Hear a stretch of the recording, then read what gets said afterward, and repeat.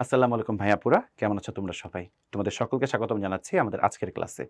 আজকে আমরা engineering foundation class পদার্থবিজ্ঞান প্রথম পত্রে অধ্যায় ৪ নিউটনের বলবিদ্যার লেকচার ৬ টর্ক, কৌণিক ভরবেগ ও ঘূর্ণন গতিশক্তি এই টপিকটা নিয়ে আলোচনা করব। এই লেকচারটা তোমাদের জন্য অনেক ইম্পর্টেন্ট। কেন এত বেশি ইম্পর্টেন্ট? কারণ এখানে নিউটন বলবিদ্যার কৌণিক গতির একটা অংশ চলে আসছে এবং এটা কিন্তু থেকে প্রশ্ন শুনতো তোমাদের এই চ্যাপ্টারে বলবো তা না, কাজ ক্ষমতা শক্তি বা অন্যান্য চ্যাপ্টার থেকেও প্রশ্ন এখান থেকে মিলাই দিতে পারে। সো গুরুত্ব সহকারে দেখতে হবে। আমরা এই টপিকটাকে গুরুত্ব আর একটু বাড়াই দিই, কি বলো? সবার আগে আসবে টর্ক। টর্ক কি তোমরা কিন্তু জানো, একটা বস্তুকে তুমি মনে করো ঘুরাইতে চাচ্ছ, তখন টর্ক প্রয়োগ করতে হয়। কারণ টর্ক প্রয়োগ না করলে তুমি ঘুরাবা কেমনে? এই ক্ষেত্রে কিন্তু টর্ক প্রয়োগ করার ক্ষেত্রে কিভাবে টর্ক প্রয়োগ করতেছে, অ্যান্টি ক্লকওয়াইজ নাকি ক্লকওয়াইজ দিচ্ছ, এই দিকেরও ব্যাপার স্যাপার আছে। আমরা এই অনুযায়ী প্লাস মাইনাস ধরে হিসাব করি। টর্ক কিন্তু একটা ভেক্টর রাশি, তো তোমরা জানো torque equal to r cross F, এটা ক্রস গুণ থেকে আসে। আচ্ছা, টর্ক বের করার ক্ষেত্রে আমাদের ফর্মুলা কি ছিল? টাও সমান আর এফ সাইন থিটা। অর্থাৎ যখন তুমি একটা বস্তুকে ধরো রৈখিক গতি দিবা, তখন শুধুমাত্র ফোর্স দিচ্ছ কতটুকু, কম নাকি বেশি, কোন দিকে দিচ্ছ তার উপর ডিপেন্ড করেই কিন্তু বস্তুটা কতটুকু ত্বরণ পাবে, কতটুকু গতিশীল হবে সেটা চলে আসে। বাট টর্কের ক্ষেত্রে অনেকগুলো জিনিস মাথায় রাখতে হয়। তুমি কতটুকু বল দিচ্ছ, কোথায় বল দিচ্ছ, কত কোণে বল দিচ্ছ, সবগুলো বিষয় মাথায় রেখে আমাদেরকে হিসাব করতে হয় যে বস্তুটার ঘূর্ণনশীলতা কেমন পাবে। অর্থাৎ কি কি কথা বললাম? মাথায় রাখতে হয় কোথায় বল দিচ্ছ, মাথায় রাখতে হয় কতটুকু বল দিচ্ছ, কতটুকু বল দিচ্ছ। এছাড়াও মাথায় রাখতে হয় হচ্ছে তোমাদের কোথায় কতটুকু বল দিচ্ছ এবং কত কোণে বল দিচ্ছ। এই সব কিছু মাথায় রাখলে আমরা অ্যাকচুয়ালি বস্তুর ঘূর্ণনশীলতার ক্ষেত্রে যে টর্ক সেটা বের করতে পারি। টর্ক ডিপেন্ড করে তিনটা জিনিসের উপরে। ফার্স্টে দেখো, এটা রেঞ্জ দিয়ে আমরা একটা স্ক্রুড্রাইভারকে ঘোরাচ্ছি। ওকে, ভালো কথা। এই যে ঘোরাচ্ছ তুমি স্ক্রুড্রাইভারটাকে, এখন তুমি বলটা কোথায় দিচ্ছ, কোথায় বল দিচ্ছ? দ্যাট মিনস এই যে ঘূর্ণন যে অক্ষ বা যে ঘূর্ণন যে বিন্দুটা, এই যে ঘূর্ণন বিন্দু এই বরাবর থাকবে, ঘূর্ণন অক্ষ এই বরাবর, এই ঘূর্ণন বিন্দু থেকে কতটুকু দূরত্বে, ঘূর্ণন বিন্দু থেকে লম্ব দূরত্ব কতটুকু, তার উপর ডিপেন্ড করবে টর্ক কত। দেখো, তুমি যদি এখানে ফোর্স দাও তাহলে এই রেঞ্জ দিয়ে এই স্ক্রুকে ঘোরানো সহজ হবে, এখানে ফোর্স দিলে ঘোরানো কষ্ট হবে। কারণ কি, ঘূর্ণন অক্ষ থেকে এই যে যেখানে বল প্রয়োগ করছো এই লম্ব দূরত্বটা কম, আর এর ভ্যালু কম। অর্থাৎ টর্ক বের করার ক্ষেত্রে সর্ব গুরুত্বপূর্ণ কথা হচ্ছে কোথায় বল দিচ্ছ সেটা মাথায় রাখতে হয়। আর এর মান যদি বেশি হয় সহজে ঘোরানো যায়, টর্ক বেশি হয়। আর এর মান যদি কম হয় ঘোরানো কঠিন হয়, টর্ক কম হয়। আবার তুমি মনে করো এই বলটা অল্প দিলা, অবশ্যই অল্প ঘুরবে। বেশি বল দিলে বেশি ঘুরবে। দ্যাট মিনস ফোর্সের মানটা কতটুকু, ফোর্সের মানটা যদি বেশি হয় টর্ক বেশি, ফোর্সের মানটা যদি কম হয় টর্কও কি কম।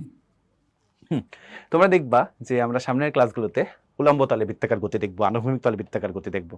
সেখানেও তোমরা দেখবা যে একটা বস্তুর বেগের মান দিক পরিবর্তন হচ্ছে, সেই জন্য ফোর্সের বিভিন্ন কম্পোনেন্ট দায়ী থাকে। আমি হালকা করে একটু তোমাদের হিন্টস দিয়ে দিব, আগে এই জায়গাটা ভালো করে বুঝাই।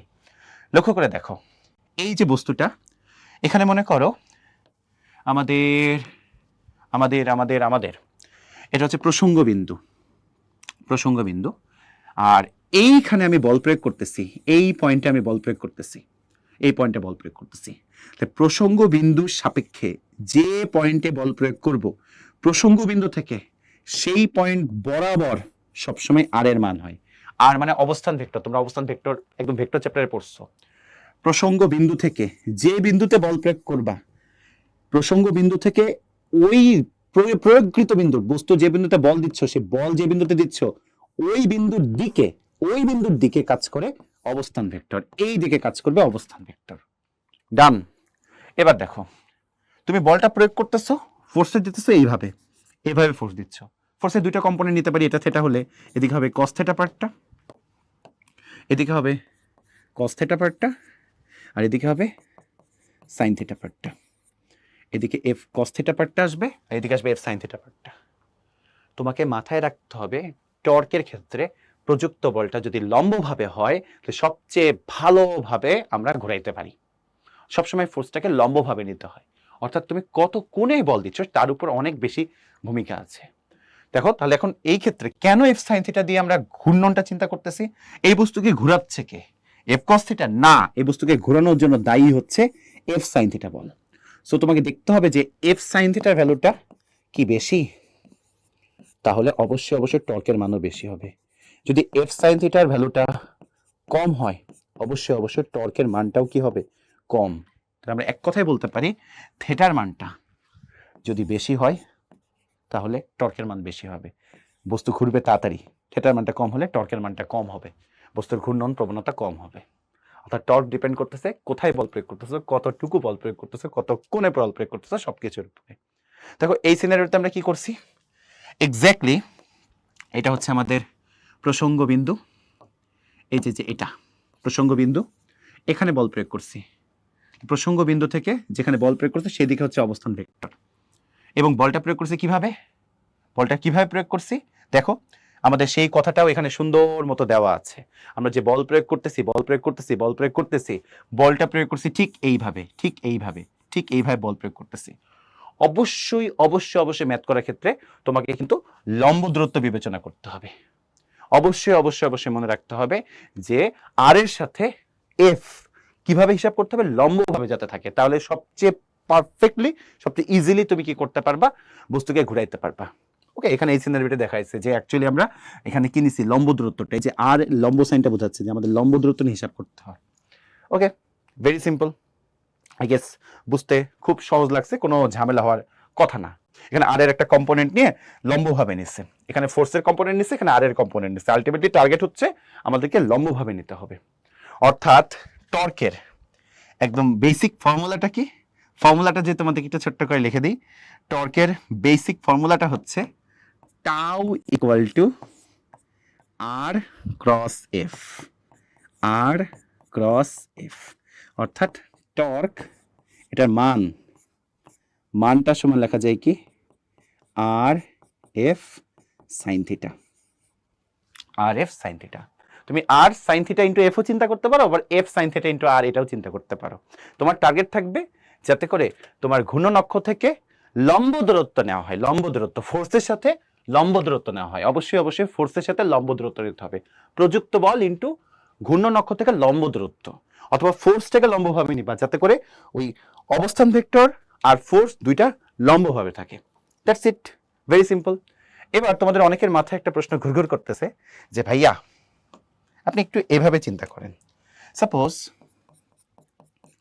আপনার এই দিকে চিন্তা করলেন ভাইয়া অবস্থান ভেক্টরটা, আর এই দিকে মনে করেন ফোর্স চিন্তা করলেন, তাহলে আমি যদি আর ক্রস এফ করেন, এটা তো আর ক্রস এফ বুঝাচ্ছে, তাহলে ভাই এফ ক্রস আরটা কি বুঝায়, আর ক্রস এফ আর এফ ক্রস আর এটা কি সেম, এটা কি ইকুয়াল, এদের ডিফারেন্সটা কি, এদের সিগনিফিকেন্সটা কি? উত্তর হচ্ছে এটা সেম না। একটা অ্যান্টি ক্লকওয়াইজ রোটেশন বোঝাচ্ছে, আরেকটা কিন্তু উল্টা ক্লকওয়াইজ রোটেশন বোঝাচ্ছে। একটা অ্যান্টি ক্লকওয়াইজ রোটেশন বুঝাইলে আরেকটা বোঝাচ্ছে তোমাকে কিন্তু ক্লকওয়াইজ রোটেশন। একটা বোঝাচ্ছে অ্যান্টি ক্লকওয়াইজ রোটেশন, আরেকটা বোঝাচ্ছে ক্লকওয়াইজ রোটেশন, রোটেশনের ডাইরেকশনটাকে বোঝাচ্ছে। সেই সাথে সাথে এই যে আর ক্রস এফ বা এফ ক্রস আর যখন তোমরা করো, আমাদের টর্কের যে ডিরেকশনটা আসে এটা কিন্তু সবসময় ডান হাতে স্ক্রু নীতি মেনে চলে। আমরা জানি যে মনে করো তুমি যদি আর ক্রস এফ করো, আর ক্রস এফ করো, তাহলে অবশ্যই অবশ্যই আর ক্রস এফ ভেক্টরটা এই দিকে মুখ করে আসে, বাইরের দিকে উপরের দিকে মুখ করে আসে। এটা আসলে রোটেশনাল অ্যাক্সিসকে বোঝায় যে এই অ্যাক্সিসের রেসপেক্টে অবজেক্টটা কি করতেছে, ঘুরতেছে।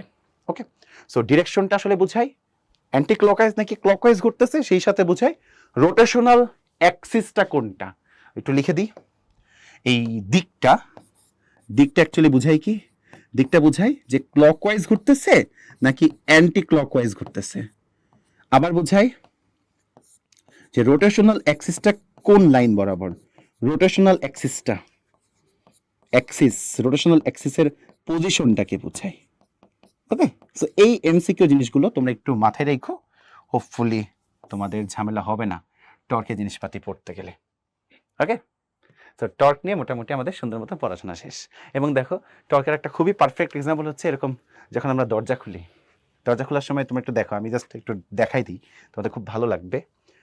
ধরো দরজা যখন খুলে তখন কিন্তু এই যে এটা রোটেশনাল অ্যাক্সিস, তুমি মনে করো এইখানে ফোর্স দিচ্ছ, রোটেশনাল অ্যাক্সিস থেকে এইভাবে থাকে অবস্থান ভেক্টর, কাজ করে। আর ফোর্সটা তুমি কিভাবে দাও? লম্বভাবে দাও। তো ফোর্সের সাথে অবশ্যই অবস্থান ভেক্টরের মধ্যবর্তী কোণটা 90-তে থাকে, এভাবেই হাতলটা লাগানো থাকে। তুমি যদি ফোর্সটা বাঁকাভাবে দিতা দরজা খোলার সময় দেখতে অত আরামসে খুলতে পারতা না, কারণ তোমার ফোর্সের সম্পূর্ণ অংশ দরজাটাকে ঘোরানোর জন্য দায়ী থাকতো না, দায়ী থাকতো শুধুমাত্র এফ সাইন থিটা পার্টটা। যদি আমরা এই অ্যাঙ্গেলটাকে যদি আমরা থিটা চিন্তা করতাম, ওকে, তাহলে টর্ক জিনিসটা ভালো করে বুঝতে হবে এবং মাথায় রাখতে হবে। টর্ক বোঝার জন্য আমাদের 3টা জিনিস মাথায় রাখতে হয়: কোথায় বল প্রয়োগ করছি, কতটুকু বল প্রয়োগ করছি, এবং কত কোণে বল প্রয়োগ করছি, সব কিছু মাথায় রেখে তারপর হিসাব নিকাশ করতে হয়। এবার যখন তোমরা তোমাদের পরবর্তী লেকচারগুলোতে পড়বা, আমি তোমাদেরকে পড়াবো, তখন দেখাবো একটা গতি দেখাবো আমি তোমাদেরকে। গতিটা দেখবা উলম্ব তলে বৃত্তাকার গতি। এই উলম্ব তলে বৃত্তাকার গতি পড়ানোর সময় একটা সিনারিও আমি দেখাবো, যখন বস্তুটা এইখানে থাকবে, ধরো ঘূর্ণন বিন্দু, সুতায় বেঁধে বস্তুকে ঘোরাচ্ছি, এইখানে বস্তুটা আছে। ওই মোমেন্টে দেখবা সুতার টানটি কাজ করবে এইদিকে, এমজি কস থিটা এইদিকে কাজ করবে, এবং যখন ঘুরতেছে তখন অবশ্যই অপোজিটে থাকবে কেন্দ্র বিমুখী বল। এগুলো সব আমি পড়াই দেবো, টেনশন করার কিছু নাই। এবং ঠিক এভাবে চলে আসবে এমজি সাইন থিটা ফোর্সটা। ওকে, তখন আমরা দেখবো একটা বেশি বিষয়, একটা মজার জিনিস আমরা দেখবো, যখন এরকম করে বস্তুটা ঘুরে, বস্তুটা মনে করো এইভাবে ঘুরতেছে, এইভাবে রোটেট করতেছে, বস্তুটা এইভাবে ঘুরতেছে, বিভিন্ন পয়েন্ট এখানে থাকতে পারে, এখানে থাকতে পারে, বস্তুটা এভাবে ঘুরতেছে, এভাবে রোটেট করতেছে, এই রোটেশনের ক্ষেত্রে প্রত্যেকটা বলের ভূমিকা থাকে। দ্যাট মিনস মনে করো এইখানে এই যে এই বলগুলো এরা এই বস্তুটাকে ঘোরানোর জন্য দায়ী থাকে। আবার এই যে এমজি সাইন থিটা, এই যে ফোর্সটা, এই ফোর্সটা বেগের মানটাকে কমানো বাড়ানোর জন্য দায়ী থাকে। কখনো বেগের মানটাকে বাড়ায়, কখনো বেগের মানটাকে কমায়।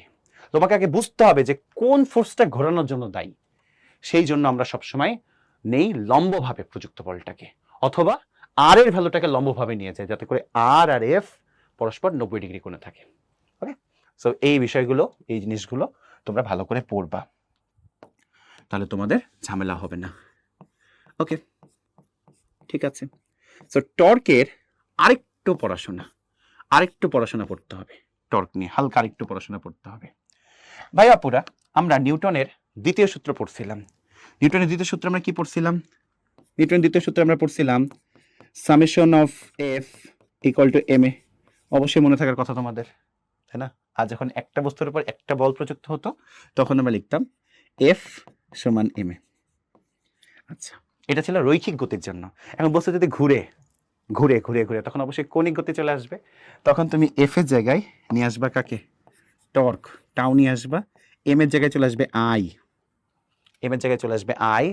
আর এর জায়গায় চলে আসবে আলফা, কৌণিক ত্বরণ চলে আসবে। অর্থাৎ এভাবে তোমাকে শিফট করতে হবে। এই শিফটিংটা আই গেস তোমাদের মনে আছে, তোমরা একাডেমিকে পড়ছো, তাও আমি তোমাদের হালকা করে মনে করাই দিই। রৈখিক সরণ যদি এস হয়, কৌণিক সরণ হবে থেটা। রৈখিক ইনিশিয়াল বেগ যদি ইউ হয়, কৌণিক ইনিশিয়াল বেগ হবে ওমেগা ইনিশিয়াল। রৈখিক শেষ বেগ যদি ভি হয়, কৌণিক শেষ বেগ হবে ওমেগা ফাইনাল। রৈখিক ত্বরণ এ হলে কৌণিক ত্বরণ হবে আলফা। রৈখিক ফোর্স এফ হলে কৌণিক ফোর্স, সেটা কি হবে? টর্ক। রৈখিক ভর এম হলে কৌণিক ক্ষেত্রে ভরকে আমরা বলবো কি? জড়তার ভ্রামক, আই। এভাবে ডিফাইন করা শিখতে হবে। রৈখিক ভরবেগ যদি পি হয়, কৌণিক ভরবেগ হবে এল। ওকে, সো জাস্ট সরাই দিলেই চেঞ্জ হয়ে যায়, রূপান্তর করা যায়। এই ক্ষেত্রে আমরা বলতে পারি সামেশন অফ টাউ সমান কি হবে? I alpha. এভাবে খুব সহজে আমরা চেঞ্জ করতে পারি, অর্থাৎ খুব ইজিলি এইভাবে রূপান্তর করা যায়। খুব সহজে আমরা চাইলে এভাবে রূপান্তর করতে পারি। এই রূপান্তরগুলো অবশ্যই ভালো করে শিখতে হবে, তোমাকে মনে রাখতে হবে পরীক্ষার জন্য। ঠিক আছে, যা পড়াইছি, যা বলছি সব এখানে নোট করা আছে। টর্কের আর ক্রস এফ বা আর এফ সাইন থিটা, এবং এক্ষেত্রে থিটা হচ্ছে আর অফ পি আর এফ এর মধ্যবর্তী যে কোণটা হয়। পিটা কি? প্রয়োগ বিন্দুটা, কোথায় প্রয়োগ বিন্দুটা আছে, তাই না? তার সাথে মানে প্রয়োগ বিন্দু আর এফ এর তো মধ্যবর্তী কোণ না, সত্যি কথা বলতে গেলে কি আর এফ এর মধ্যবর্তী কোণ হচ্ছে থিটা। মনে করো এইখানে হচ্ছে আমাদের প্রসঙ্গ বিন্দু, ভাইয়া এইখানে বল প্রয়োগ করছি, এই পয়েন্টে আমি বল দিছি, এইভাবে বল প্রয়োগ করছি। এই যে ঘূর্ণন বিন্দু থেকে এটা হচ্ছে ঘূর্ণন বিন্দু। এটা কি পয়েন্ট? ঘূর্ণন বিন্দু, ঘূর্ণন বিন্দু বা প্রসঙ্গ বিন্দু, বা প্রসঙ্গ বিন্দু, ঘূর্ণন পয়েন্ট বা প্রসঙ্গ বিন্দু। এই ঘূর্ণন বিন্দু থেকে যে পয়েন্টে বল প্রয়োগ করছে সেই দিকে কাজ করে অবস্থান ভেক্টর। এই অবস্থান ভেক্টর আর এফ এর মধ্যবর্তী কোণটাই হচ্ছে থিটা। That's it. ওকে, টর্কের মান আর এফ সাইন থিটা। কৌণিক গতির হচ্ছে নিউটনের দ্বিতীয় সূত্র থেকে টাউ নেট সমান কি লেখা যায়? I alpha. এই সব কিছু আমি তোমাদেরকে সুন্দর করে পড়াই দিছি। এই যে ঘূর্ণন অক্ষ বা ঘূর্ণন বিন্দু, তার রেসপেক্টে হিসাব করতে হয়, সবসময় লম্বভাবে বল নিতে হয়। থেটা নিয়ে আমরা সবসময় এফ সাইন থেটা পার্টটা নিয়ে নিই, কারণ এই ক্ষেত্রে কোনটা যেহেতু থেটা, এই দিকের পার্টটা হবে কস পার্টটা, আর এই দিকের পার্টটা হবে সাইন পার্টটা। এবং সাইন পার্টটা সবসময় কি হচ্ছে? এই আর এর সাথে লম্বভাবে থাকতেছে। যদি এমন হইতো তুমি এই অ্যাঙ্গেলটা থিটা ধরতা, তখন এদিকে কিন্তু কস পার্টটা চলে আসতো, আর এদিকে তখন সাইন পার্টটা চলে আসতো। যদি এইটা তুমি থেটা ধরতা। সাবধানে কইরো পরীক্ষা আসলে। ওকে, এরপর দেখি সামনে আমাদের কি থিওরি আছে। এটা থেটা প্রাইম দিলাম, থেটা প্রাইম দিই, হ্যাঁ এটাকে থেটা প্রাইম নামে ডাকি, থেটা প্রাইম। ওকে, এবার হচ্ছে দ্বন্দ্ব, কাপলস। দ্বন্দ্ব কি? এটাও টর্কের মতোই, বাট এখানে কিছু বিষয় আছে। দেখো, এই দ্বন্দ্ব বা কাপলস কখন বলা হয়? যখন একাধিক বল কাজ করে। শর্তগুলো আগে লিখে দিই। যখন দুইটা বল, একাধিক বলতে দুইটা বল বুঝাইছি, দুইটা সমান বল কাজ করবে, দুইটা সমান সমান বল কাজ করবে, এবং দুইটাই কি বিপরীত, দুইটা অপোজিট, বিপরীত বল কাজ করবে। দুইটা সমান ও বিপরীত বল কাজ করবে, দুইটাই সমান এবং দুইটাই কি বিপরীত বল কাজ করবে, এবং এক লাইন বরাবর, মানে এক লাইন বরাবর কাজ করবে না, এক লাইন বরাবর কাজ করবে না, এক লাইন বরাবর কাজ করবে না। এই শর্তগুলো মেনে চললে তখন ওই দুইটা ফোর্সকে আমরা কি বলি? কাপলস। তখন যদি এই শর্তগুলো মেনে চলে, তখন ওই দুইটা যে ফোর্স, ওই দুইটা ফোর্সকে আমরা বলি হচ্ছে কাপলস বা দ্বন্দ্ব। অর্থাৎ মনে করো একটা লাঠি, এই লাঠিটার এই বিন্দুতে, এইখানে আমরা একটা বল প্রয়োগ করছি এফ, ঠিক এইখানে একটা বল প্রয়োগ করছি এফ, দুটা সমান এবং বিপরীত। এটা প্লাস এফ হলে এটা কি মাইনাস এফ, এবং তারা কিন্তু একই লাইন বরাবর নাই। অর্থাৎ আমি এভাবে দেই নাই, ধরো আমি এইখানে দিলাম এফ বল, আবার এইখানে দিলাম আরেকটা সেম মানের বল, এটা হবে না, এটা হবে না, এটা হবে না। অবশ্যই তারা দুটা ডিফারেন্ট ডিফারেন্ট পয়েন্টে থাকতে হবে, তাদের ভিতর একটা লম্ব দূরত্ব থাকতে হবে। এই কথার মানে হচ্ছে কি, তাদের ভিতর লম্ব দূরত্ব থাকতে হবে, তাদের ভিতর লম্ব দূরত্ব থাকতে হবে, তাদের ভিতর লম্ব দূরত্ব, লম্ব একটা দূরত্ব থাকবে, দূরত্ব থাকবে বললেই হয়তো, আমি লম্ব দূরত্বই বললাম, সমস্যা নেই, কি কথা, তাদের ভিতর লম্ব দূরত্ব থাকবে। তাহলে তখন এই দুটো ফোর্সকে একত্রে আমরা দ্বন্দ্ব বলতে পারি বা কাপলস বলতে পারি।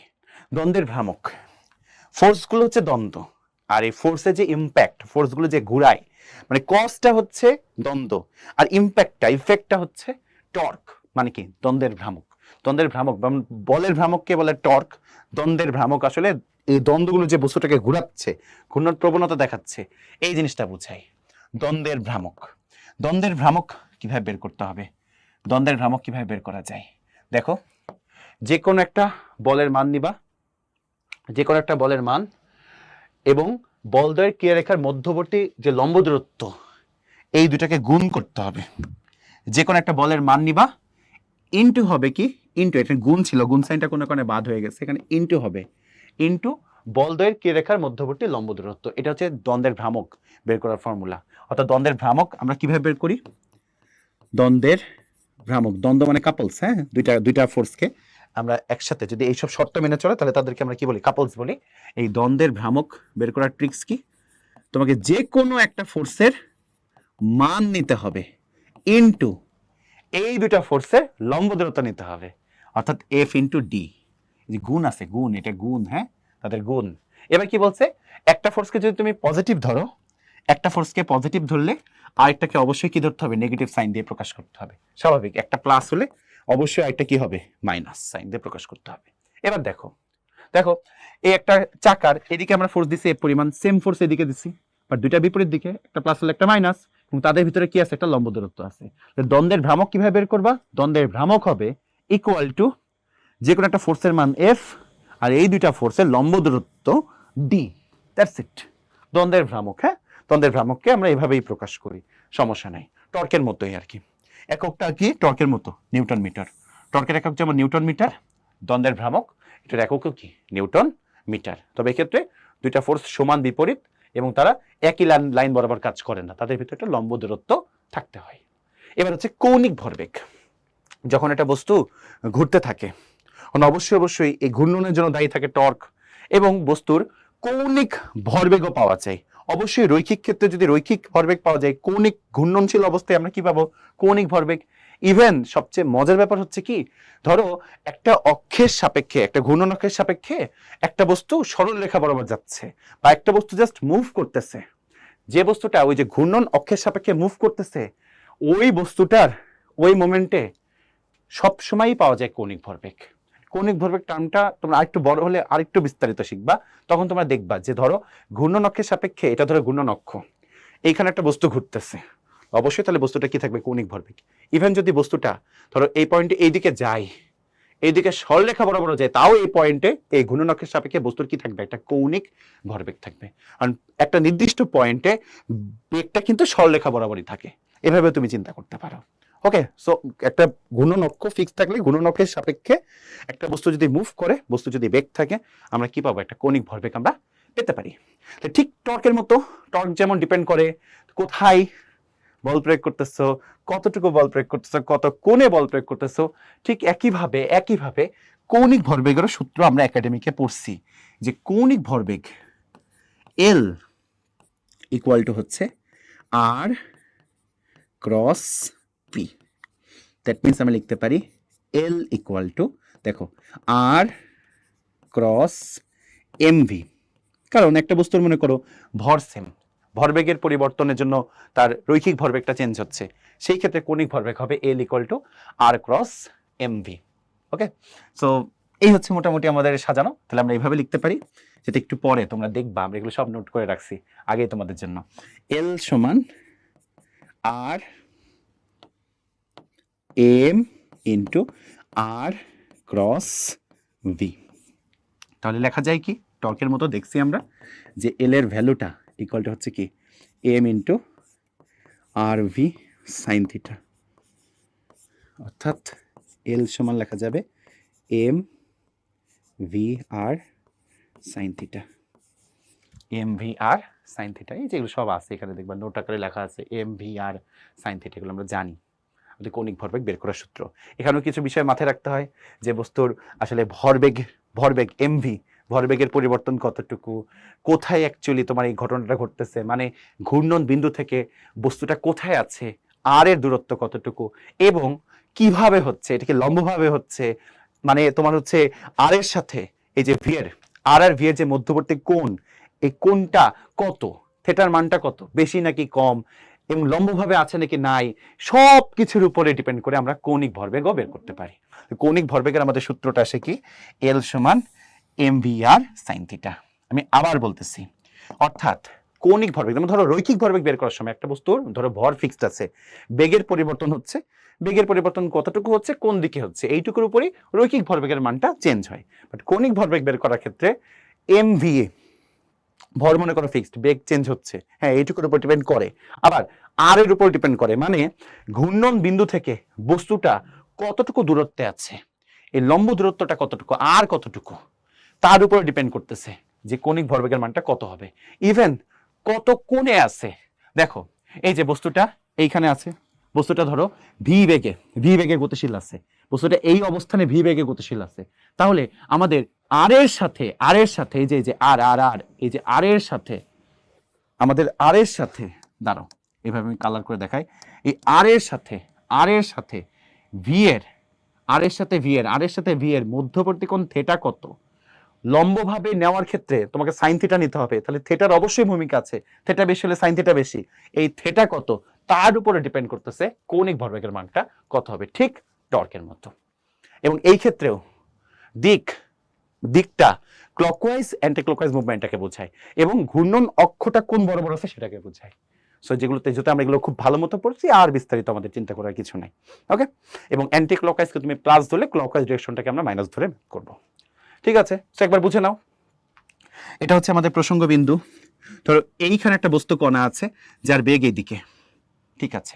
তাহলে প্রসঙ্গ বিন্দু থেকে এই যে যেখানে বস্তু কণাটা আছে, বস্তু কণার অবস্থানটা যেখানে যেখানে আমরা বেগটা ধরছি এইদিকে আছে, এই মোমেন্টে প্রসঙ্গ বিন্দু থেকে এই অবজেক্টের এই মোমেন্টে যে দূরত্ব সেটাই হচ্ছে আর, এবং ডিরেকশন কোন দিকে হবে? আর এর ডিরেকশন হবে প্রসঙ্গ বিন্দু থেকে বস্তু যে পয়েন্টে বেগ আমরা কাউন্ট করতেছি বস্তুর ঠিক সেই দিকে হবে আর, অর্থাৎ প্রসঙ্গ বিন্দু থেকে এই বিন্দুর দিকে হবে আর আমাদের বের করা শেষ। ভি, আর ভি এর মধ্যবর্তী কোণটা হচ্ছে থেটা। আর ভি এর মধ্যবর্তী যে কোণ সেটা হচ্ছে থেটা। সবসময় এই ক্ষেত্রে তোমাকে লম্বভাবে নিতে হবে। অবশ্যই কি নিতে হবে? যদি এটা থেটা হয়, ভি সাইন থিটা পার্টটা নিতে হবে, অথবা তুমি চাইলে আর সাইন থিটা পার্টটাও নিতে পারো। তুমি ভি সাইন থিটা বা আর সাইন থিটা যেভাবেই করো, টার্গেট হচ্ছে ভি আর কে লম্বভাবে রাখতে হবে, ঠিক টর্কের মতো। কারণ আমরা জানি থেটার মানটা যখন 90 হয় তখন সাইন থেটা সাইন 90 হয়, যে মানটা সর্বোচ্চ সবচেয়ে বেশি ইউজফুল হয় ঘূর্ণনের ক্ষেত্রে, সবচেয়ে ইউজফুল হবে যখন ভ্যালুটা থেটার ভ্যালুটা সাইন থেটার ভ্যালুটা সবচেয়ে বেশি হবে, অর্থাৎ 1 হবে, মানে থেটা হয়ে যাবে 90। ওকে, এখন দেখো এই সিনারিওটা চিন্তা করো। এখানে একদম মাঝখানে আছে প্রসঙ্গ বিন্দু। এই প্রসঙ্গ বিন্দুর চারিদিকে একটা বস্তু কণা, এই যে এম ভরের বস্তু কণা, সে ঘুরছে। একটা বস্তু কণা সে ঘুরছে, এম ভরের একটা বস্তু কণা চারিদিকে ঘুরতেছে এই প্রসঙ্গ বিন্দুর চারিদিকে। তার অবস্থান ভেক্টর তাহলে কি? ব্যাসার্ধটা, তাই না? অবশ্যই ব্যাসার্ধটা। তাহলে বস্তু যদি এখানে থাকে, প্রসঙ্গ বিন্দু থেকে বা ঘূর্ণন বিন্দু থেকে বস্তুর যে অবস্থান এই দিকে হচ্ছে অবস্থান ভেক্টর আরটা কাজ করতেছে। আর বস্তুর বেগ কোন দিকে থাকবে? সবসময় স্পর্শকীয়ভাবে থাকবে। এখানে বস্তু থাকলে এদিকে থাকবে বেগ, এখানে বস্তু থাকলে এদিকে থাকবে বেগ, এখানে বস্তু থাকলে এদিকে থাকবে বেগ, এখানে বস্তু থাকলে এভাবে থাকবে বেগ। তোমাকে কি করতে হবে? তোমাকে এই ক্ষেত্রে নিতে হবে সবসময় ওই লম্বভাবে নিতে হবে। এবং সবচেয়ে মজার ব্যাপার, তোমরা কি বুঝছো? এই ভি আর এই যে আর, এদের মধ্যবর্তী কোণটা কিন্তু 90 হয়ে আছে। এদের মধ্যবর্তী কোণটা কিন্তু 90 হয়ে আছে। দেখো, তাকাও ওইদিকে, একটা বস্তু ঘুরতেছে, এই যে ঘুরতেছে। তাহলে এই যে সুতার সেন্টার এখানে, তাহলে এইখানে বস্তু মনে করো ঘুরতেছে, এই মোমেন্টে ধরো এখানে ঘূর্ণন চিন্তা করতেছো, আর এইদিকে আর ভেলোসিটি এইভাবে, এই দেখো আর ভেলোসিটির মধ্যবর্তী কোণ কি? 90। এই মোমেন্টে চিন্তা করো, সমস্যা নেই, করো। এইখানে সেন্টার, এটা সেন্টার, এইখানে বস্তুটা ঘুরতেছে, তাহলে এইদিকে আর এদিকে আর, তোমাদের দিকে আর এই মোমেন্টে থাকার সময় স্পর্শকীয়ভাবে বেগ এইদিকে আর, মধ্যবর্তী কোণটা 90। অর্থাৎ যখন একটা নির্দিষ্ট বিন্দুকে কেন্দ্র করে চতুর্দিকে বস্তু ঘুরে তখন সবসময় লম্বভাবে ঘুরে। এই ক্ষেত্রে অবশ্যই আমাদের থেটার মানটা কত হয়? 90 ডিগ্রি হয়। থেটার মানটা অবশ্যই এই ক্ষেত্রে 90 ডিগ্রি হয়। এই ক্ষেত্রে আমাদের কৌণিক ভরবেগ এল সমান হয় mvr, কারণ সাইন 90 ভ্যালু হচ্ছে 1। সাইন 90 ভ্যালুটা কত হয়ে যায়? 1 হয়ে যায়। সো ভাই আপুরা, যা পড়াইলাম হোপফুলি তোমাদের এই জায়গাতে বুঝতে আসলে কোনো সমস্যা হয় নাই। সব সহজ টপিক, খুব বিস্তারিত বলছি, হোপফুলি বুঝে গেছো। যা বলছি সবকিছু এখানে সুন্দর করে নোট ডাউন করা আছে।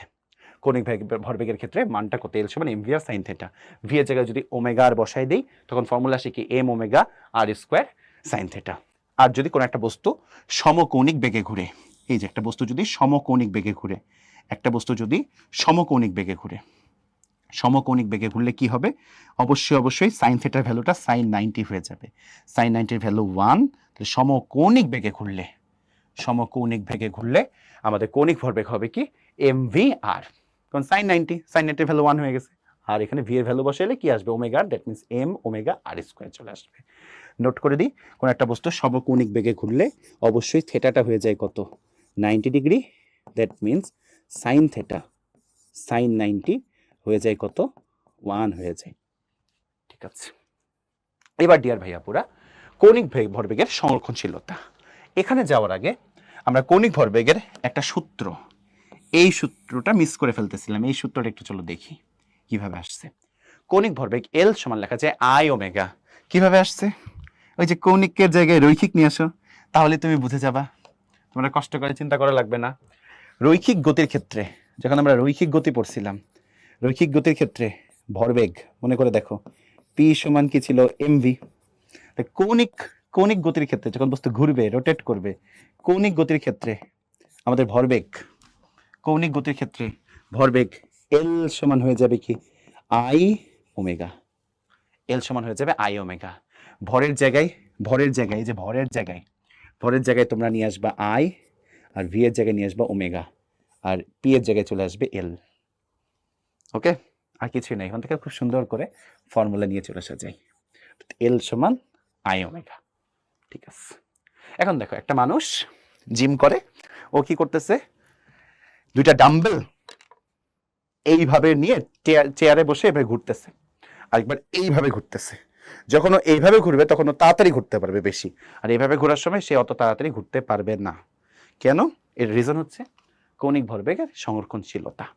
ওকে, তোমাদের মনে আছে রৈখিক ভরবেগের সংরক্ষণশীলতা আমরা আগের লেকচারগুলোতে পড়ছি খুব সুন্দর মতো। যদি বাহ্যিক বল প্রযুক্ত না হয়, অথবা সামেশন অফ এফ এক্সটার্নাল 0 হয়, বা অনেকগুলো বাহ্যিক বল প্রযুক্ত হচ্ছে, সবগুলো লব্ধি শূন্য বা বাহ্যিক বল প্রযুক্ত হচ্ছে না, তখন আমাদের ইনিশিয়াল রৈখিক ভরবেগ আর ফাইনাল রৈখিক ভরবেগ ধ্রুবক থাকে। ওই যে m1 প্লাস m2 সমান m1v1 প্লাস m2v2 পড়েছিলাম। ঠিক এই কথাটা এখন কৌণিকে চিন্তা করো, আর কিছুই না। যদি সামেশন অফ টাউ এক্সটার্নাল 0 হয়, অথবা কোনো টর্কই প্রযুক্ত হয় নাই, তাহলে অবশ্যই initial of summation of L initial equal to হবে কি সামেশন অফ এল ফাইনাল। যারা বুঝলো না ইংলিশে বলার জন্য বাংলায় বলতেছি, যে যদি কোনো টর্ক প্রযুক্ত না হয় বা অনেকগুলো টর্কের লব্ধি যদি শূন্য হয়, তাহলে শুরুর কৌণিক ভরবেগের সমষ্টি আর শেষের কৌণিক ভরবেগের সমষ্টি অবশ্যই কি থাকবে, ধ্রুবক থাকবে।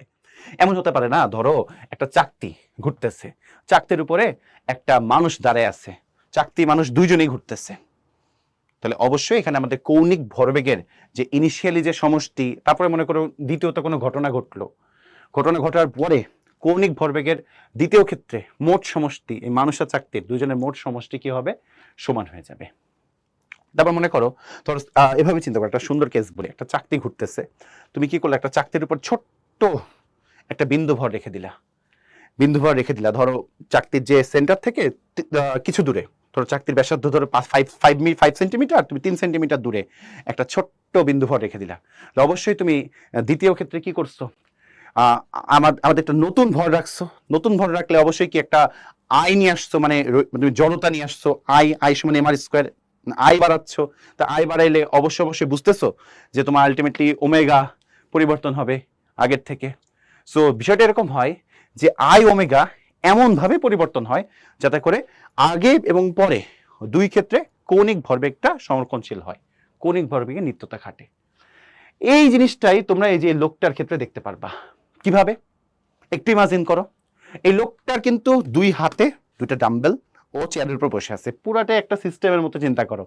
বাইরে থেকে ওকে আমি ধাক্কা দিচ্ছি না, তুমি বাইরে থেকে ওকে ধাক্কা দিচ্ছ না, ও একাই মনে করো ঘুরছে সাপোজ, অথবা ওর উপর প্রযুক্ত টর্কের লব্ধিটা 0।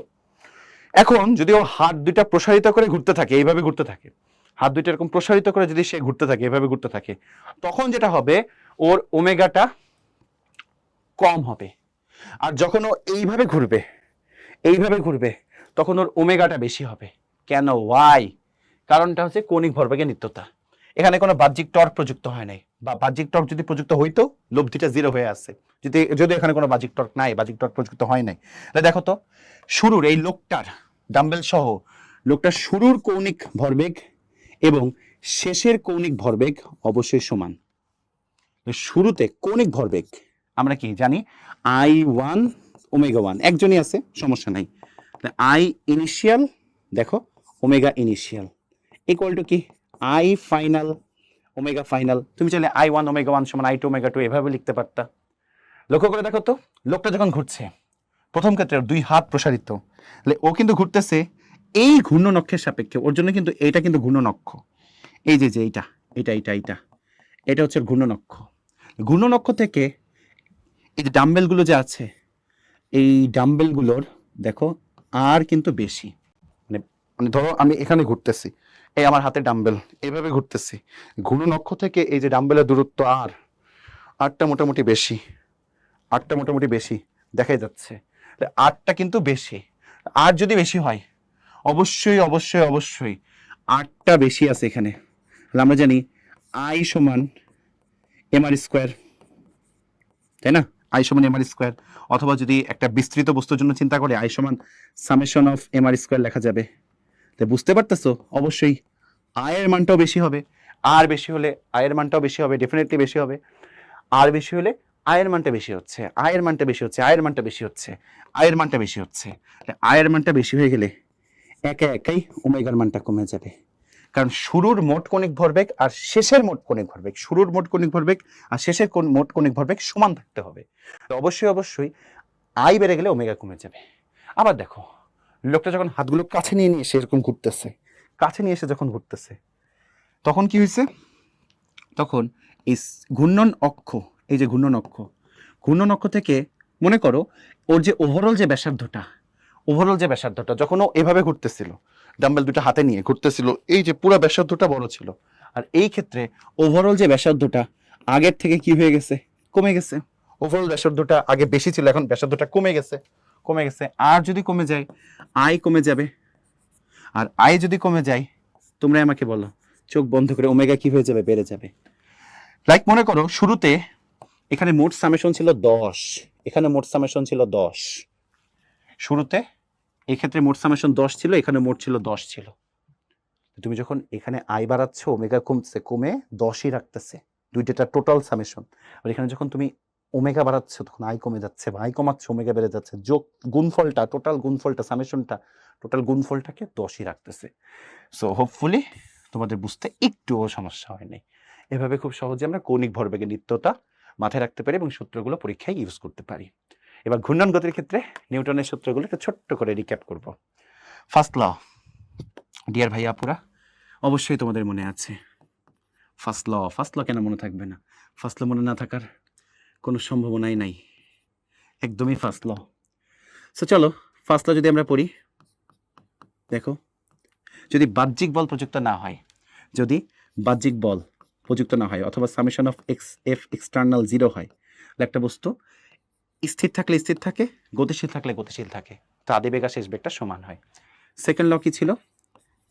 বস্তুর ভরবেগের পরিবর্তন হার প্রযুক্ত বলের সমানুপাতিক, অর্থাৎ আমরা লিখতে পারতাম F equal to del p by del t, বস্তুর ভরবেগের পরিবর্তন হারটা প্রযুক্ত বলের সমানুপাতিক। এখান থেকে আমরা জানি কে এর ভ্যালুটা 1 হয়ে যেত আর কি, হিসাব নিকাশ করলে। থার্ড ল, প্রতিটি ক্রিয়ার একটি সমান ও বিপরীত প্রতিক্রিয়া আছে, তবে ভিন্ন ভিন্ন বস্তুর উপর কাজ করে। F1 সমান কি হবে? Minus F2। এই তো ছিল। এই জিনিসটাকে যদি আমরা এখন চিন্তা করি কৌণিক ক্ষেত্রে, কৌণিক ক্ষেত্রে চলে আসলে কি হবে? দেখো যদি কোনো বাহ্যিক টর্ক প্রযুক্ত না হয়, অথবা বাহ্যিক টর্ক প্রযুক্ত হচ্ছে একাধিক যাদের লব্ধি শূন্য, তাহলে আদি কৌণিক বেগ আর শেষ কৌণিক বেগ সমান থাকে, বস্তু সমকৌণিক বেগে, মানে সমকৌণিক বেগে ঘুরতে থাকে। ওকে, ঠিক আছে, একই বেগ ধরে রেখে ঘুরতে থাকে, ঘুরতে থাকে, ঘুরতে থাকে। দেখো তোমরা যখন এরকম একটা সিনারিও দেখছিলা, বস্তু যখন ঘুরছিল একদম মানে করে সেন্টারে প্রসঙ্গ বিন্দুকে রেখে বস্তু যখন ঘুরছিল ঘুরছিল ঘুরছিল ঘুরছিল ঘুরছিল, ওমেগার ভ্যালুটা চেঞ্জ ছিল, এবং ঘোরার সময় প্রতিনিয়ত আর এর সাথে ভি এর মানটা হয়ে যাচ্ছিল 90। কিভাবে আমি তোমাদেরকে হাতে হাতে দেখাইছিলাম। যে কোনো পয়েন্টে চিন্তা করো না কেন, সবসময় ভি স্পর্শকীয়ভাবে, তাহলে ব্যাসার্ধের সাথে স্পর্শকীয় যে মধ্যবর্তী কোণ 90 হয়ে যায়, উপপাদ্য থেকে পড়ছিলাম। আচ্ছা, দ্বিতীয় কথা যে আমাদের এফ সমান del p by del t, এক্ষেত্রে কি হবে? Tau equal to del L by del t, অর্থাৎ বস্তুর কৌণিক ভরবেগের পরিবর্তনের হার প্রযুক্ত টর্কের সমানুপাতিক। টর্ক যেদিকে ক্রিয়া করবে সেদিকে কৌণিক ভরবেগের পরিবর্তন ঘটবে, আর প্রত্যেক ক্রিয়ারই একটি সমান ও বিপরীত প্রতিক্রিয়া টর্ক আছে, টাউ 1 সমান মাইনাস টাউ 2। আচ্ছা, এবার মনে করো ডিয়ার ভাইয়াপুরা, একটা বস্তু ঘুরছে, নিজ অক্ষের সাপেক্ষে ঘুরছে, নিজ অক্ষের সাপেক্ষে একটা বস্তু ঘুরছে। এইখানে মনে করো বস্তুটা আছে, বস্তুটা নিজ অক্ষের সাপেক্ষে ঘুরছে ঘুরছে ঘুরছে ঘুরছে ঘুরছে। এক্ষেত্রে যদি বলে কেউ তোমাকে ঘূর্ণন গতিশক্তি বের করো, ঘূর্ণন গতিশক্তি ইকে সমান ই রোটেশনাল, ইকে রোটেশনাল কি হবে? Half I omega square, simple. আর এই বস্তুটা কোন শেপ, কি ধরনের শেপ তো আমি জানি না, এমন হতে পারে গোলক হতে পারে, সিলিন্ডার হতে পারে, রিং হতে পারে, তাই আয়ের মান যে কোনো কিছু হতে পারে। তাই আমি এখানে আয়ের ভ্যালুটা কোনটা বসাইছি? এম কে স্কোয়ার বসাইছি।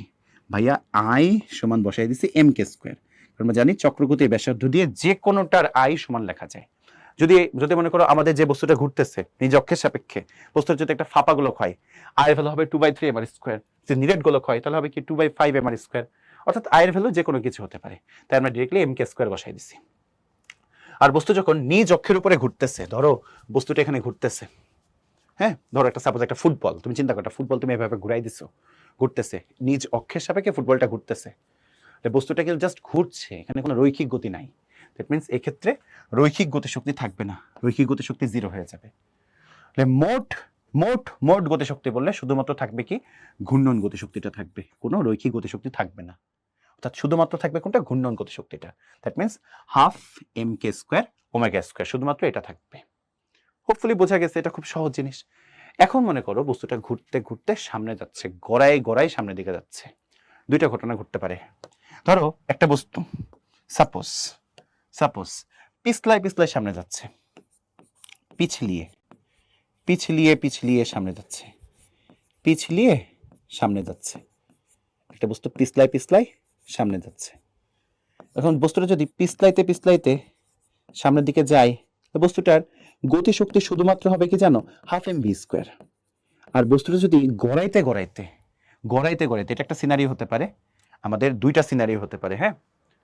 এমন যদি হয় বস্তুটা গড়াইতে গড়াইতে গড়াইতে গড়াইতে গড়াইতে গড়াইতে সামনের দিকে যায়, গড়িয়ে গড়িয়ে গড়িয়ে গড়িয়ে সামনের দিকে যায়, গড়াইতে গড়াইতে যে বস্তুটা যদি সামনের দিকে যায় গড়িয়ে গড়িয়ে, সেই ক্ষেত্রে আমাদের ই কে সমান কি হবে, half mv square plus half I omega square.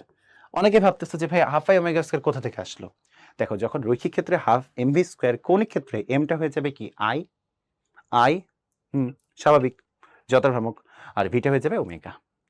এবং দুইটা কেন থাকবে চিন্তা করো, একটা বস্তু ঘুরতেছে হাফ আই ওমেগা স্কোয়ার আছে, প্লাস ঘুরতে ঘুরতে সামনের দিকে যাচ্ছে, হাফ mv স্কোয়ারও আছে, হাফ mv স্কোয়ার আছে, আবার কি নিজ অক্ষের উপরে যে ঘূর্ণন গতিশক্তি হাফ আই ওমেগা স্কোয়ারও আছে, দুইটাই থাকবে। অর্থাৎ দেখো এই ক্ষেত্রে আমাদের কিন্তু কৌণিক গতিশক্তি থাকবে, রৈখিক গতিশক্তি থাকবে। আর মোট বললে দুইটাই যোগ করে দিবা, রৈখিক প্লাস কৌণিক গতিশক্তি। এটাই আমরা দেখাইছি এখানে, আয়ের জায়গায় mk স্কোয়ার বসাইছি, আর ওমেগা সমান লেখা যায় কি তোমাদের মনে আছে v/r, সেটা একটু বসাই দিছি, বসে বসে সুন্দর মতো ক্যালকুলেশন করছি।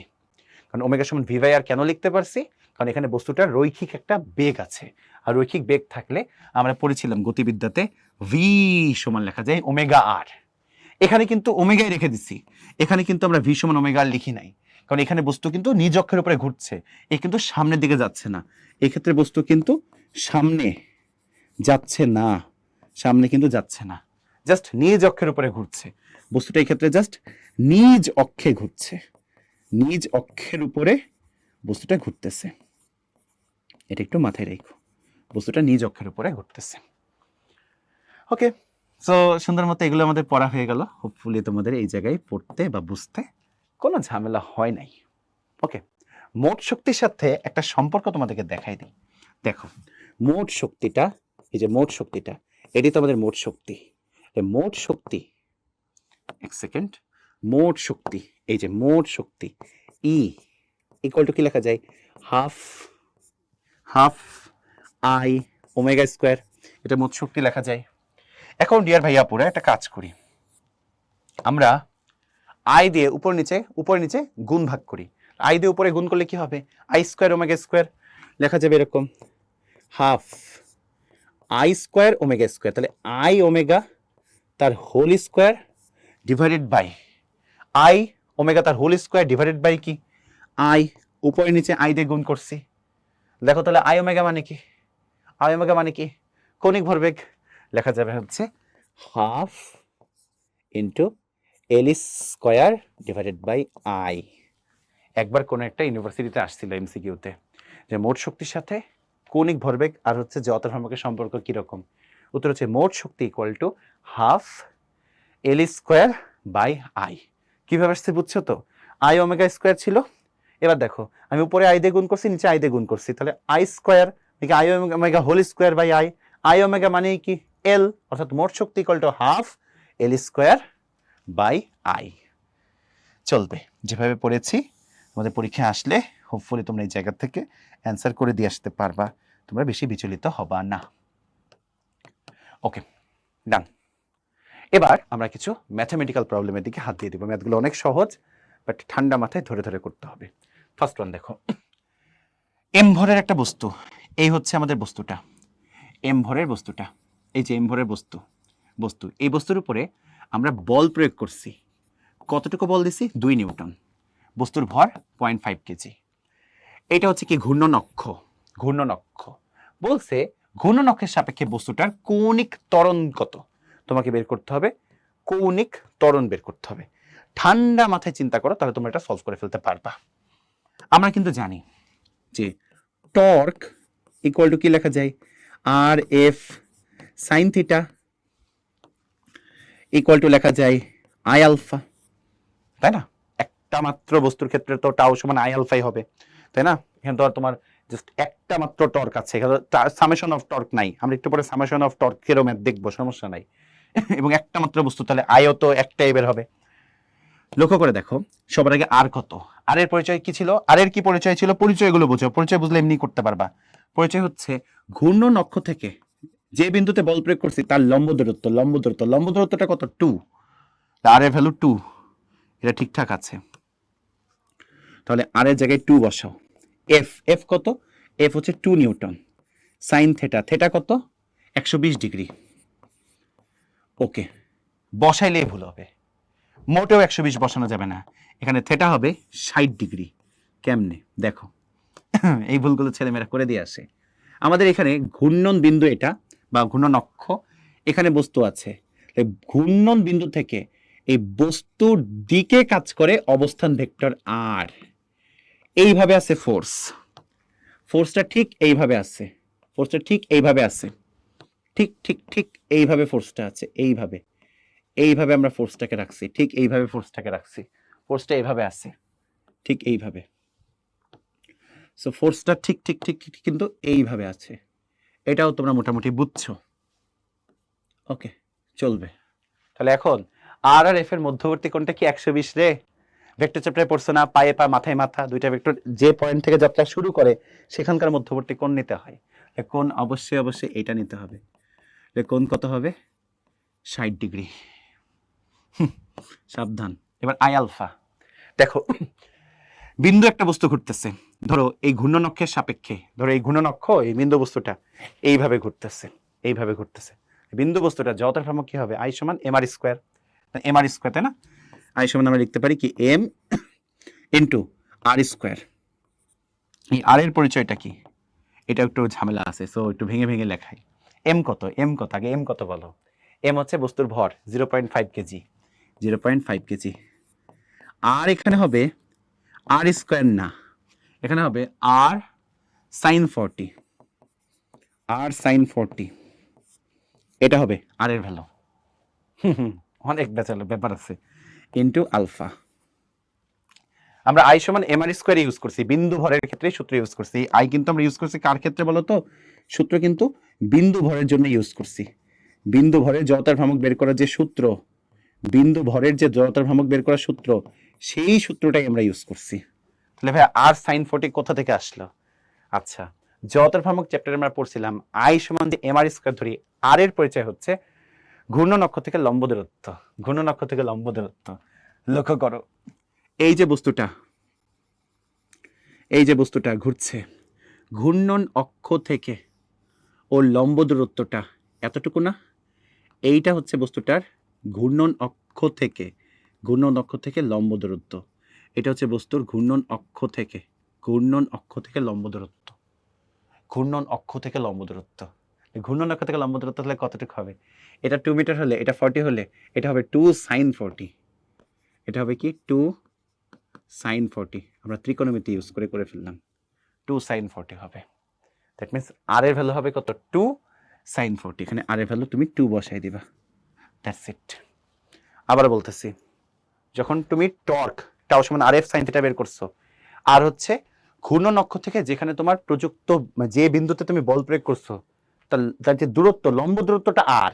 দেখো তোমার এটা হচ্ছে ঘূর্ণন বিন্দু, এখানে তুমি বল প্রয়োগ করছো, তাহলে এই যে ঘূর্ণন বিন্দু থেকে ঘূর্ণন বিন্দু থেকে বল যে বিন্দুতে প্রয়োগ করছে সেই বিন্দুর দিকে যে একদম যে লম্ব দূরত্ব, এই দূরত্বটা আর এই দূরত্বটা আর এই দূরত্বটা আর, আবার বলতেছি প্রসঙ্গ বিন্দু থেকে যেখানে বল প্রয়োগ করছো তার যে মধ্যবর্তী যে দূরত্বটা, এই যে এই দূরত্ব, এই মধ্যবর্তী যে লম্ব দূরত্ব, কারণ এদের ভিতরে মধ্যবর্তী দূরত্ব, ধরো তুমি এখানে বল প্রয়োগ করছো, এটা হচ্ছে প্রযুক্ত বলের বিন্দু, এটা হচ্ছে তোমার প্রসঙ্গ বিন্দু, এদের মধ্যবর্তী দূরত্ব তো এভাবে হতে পারে, এটা না, দিতে হবে কি এই দুইজনের ভিতরে যে লম্ব দূরত্ব, এই লম্ব দূরত্বটা হবে তোমার হচ্ছে এই যে আর এই আর এই যে এই আরটা, এই আর এর মানটা কত, আর এর মানটা দেওয়া ছিল 2 মিটার, ঝামেলা নাই।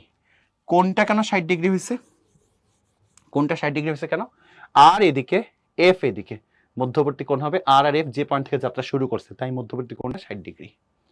আচ্ছা, এবার অনেকে প্রশ্ন আসতে পারে যে ভাইয়া এই তো ঘূর্ণন অক্ষ, বস্তু তো এইখানে ঘুরছিল, বস্তু তো এইখান থেকে এই যে বস্তু ঘুরছে, তাহলে ভাইয়া আমার তো এই দূরত্বটা আমি জানি, এই দূরত্বটা দেওয়া আছে 2 মিটার, এই ঘূর্ণন অক্ষ থেকে বস্তুর ক্ষেত্রে যত ভ্রমণ বের করার ক্ষেত্রে তোমাকে এই লম্ব দূরত্ব নিতে হবে, এই দূরত্ব নিতে হবে, এই জন্য আমরা নিচ্ছি কি 2 sin 40 ডিগ্রি, আমরা কোনটা নিচ্ছি কি 2 sin 40 ডিগ্রি নিচ্ছি, ওই যে sin 40 সমান কি লম্ব বাই অতিভুজ, এভাবে আমরা হিসাব করেছি, দেখছো কত চমৎকার প্রবলেম।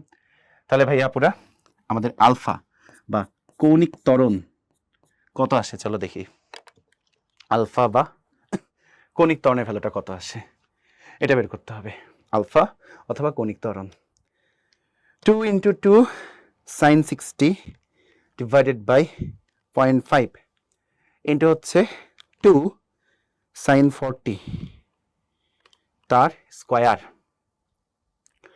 করলে আসতেছে হচ্ছে 4.192, আলফা আসতেছে 4.192, 4.192 এত রেডিয়ান পার সেকেন্ড স্কোয়ার, এত radian per second square, 4.192 radian per second square.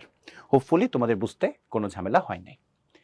এবার ডিয়ার ভাই আপুরা পরবর্তী প্রশ্নের দিকে যাব, ঠান্ডা মাথায় দেখো, আমরা পরবর্তী প্রশ্ন সুন্দর মতো সলভ করে ফেলি। পরের ম্যাটটা হচ্ছে একটা চাকা 10 মিটার পার সেকেন্ড বেগে রাস্তা দিয়ে গড়িয়ে যাচ্ছে, ওকে ধরো হচ্ছে এই হচ্ছে আমাদের রাস্তা, সুন্দর একটা রাস্তা, এর উপর দিয়ে একটা কি হচ্ছে একটা চাকা গড়ায় গড়ায় যাচ্ছে, এই মনে করো একটা চাকাটা ঘুরিয়ে ঘুরিয়ে সামনের দিকে যাচ্ছে, এই হচ্ছে চাকাটা গড়াইতে গড়াইতে গড়াইতে গড়াইতে সে সামনের দিকে যাচ্ছে, এই যে এটা সেন্টার ধরলাম, এইভাবে সামনের দিকে যাচ্ছে চাকাটা, বেগ দেওয়া আছে, দেখো বেগ দেওয়া আছে কত 10 মিটার পার সেকেন্ড, বেগ দেওয়া আছে 10 মিটার পার সেকেন্ড, 10 দেওয়া আছে, আর কি কি দেওয়া আছে প্রশ্নে, চাকার ভর দেওয়া আছে 10 কেজি, ব্যাসার্ধ দেওয়া আছে 1 মিটার, চাকাটার ভর দেওয়া আছে, এই যে চাকাটা, এই চাকাটার ভর দেওয়া আছে, ভর কত দেওয়া আছে, ভর দেওয়া আছে হচ্ছে 10 কেজি, আর ব্যাসার্ধ দেওয়া আছে 1 মিটার, ব্যাসার্ধটা 1 মিটার দেওয়া আছে।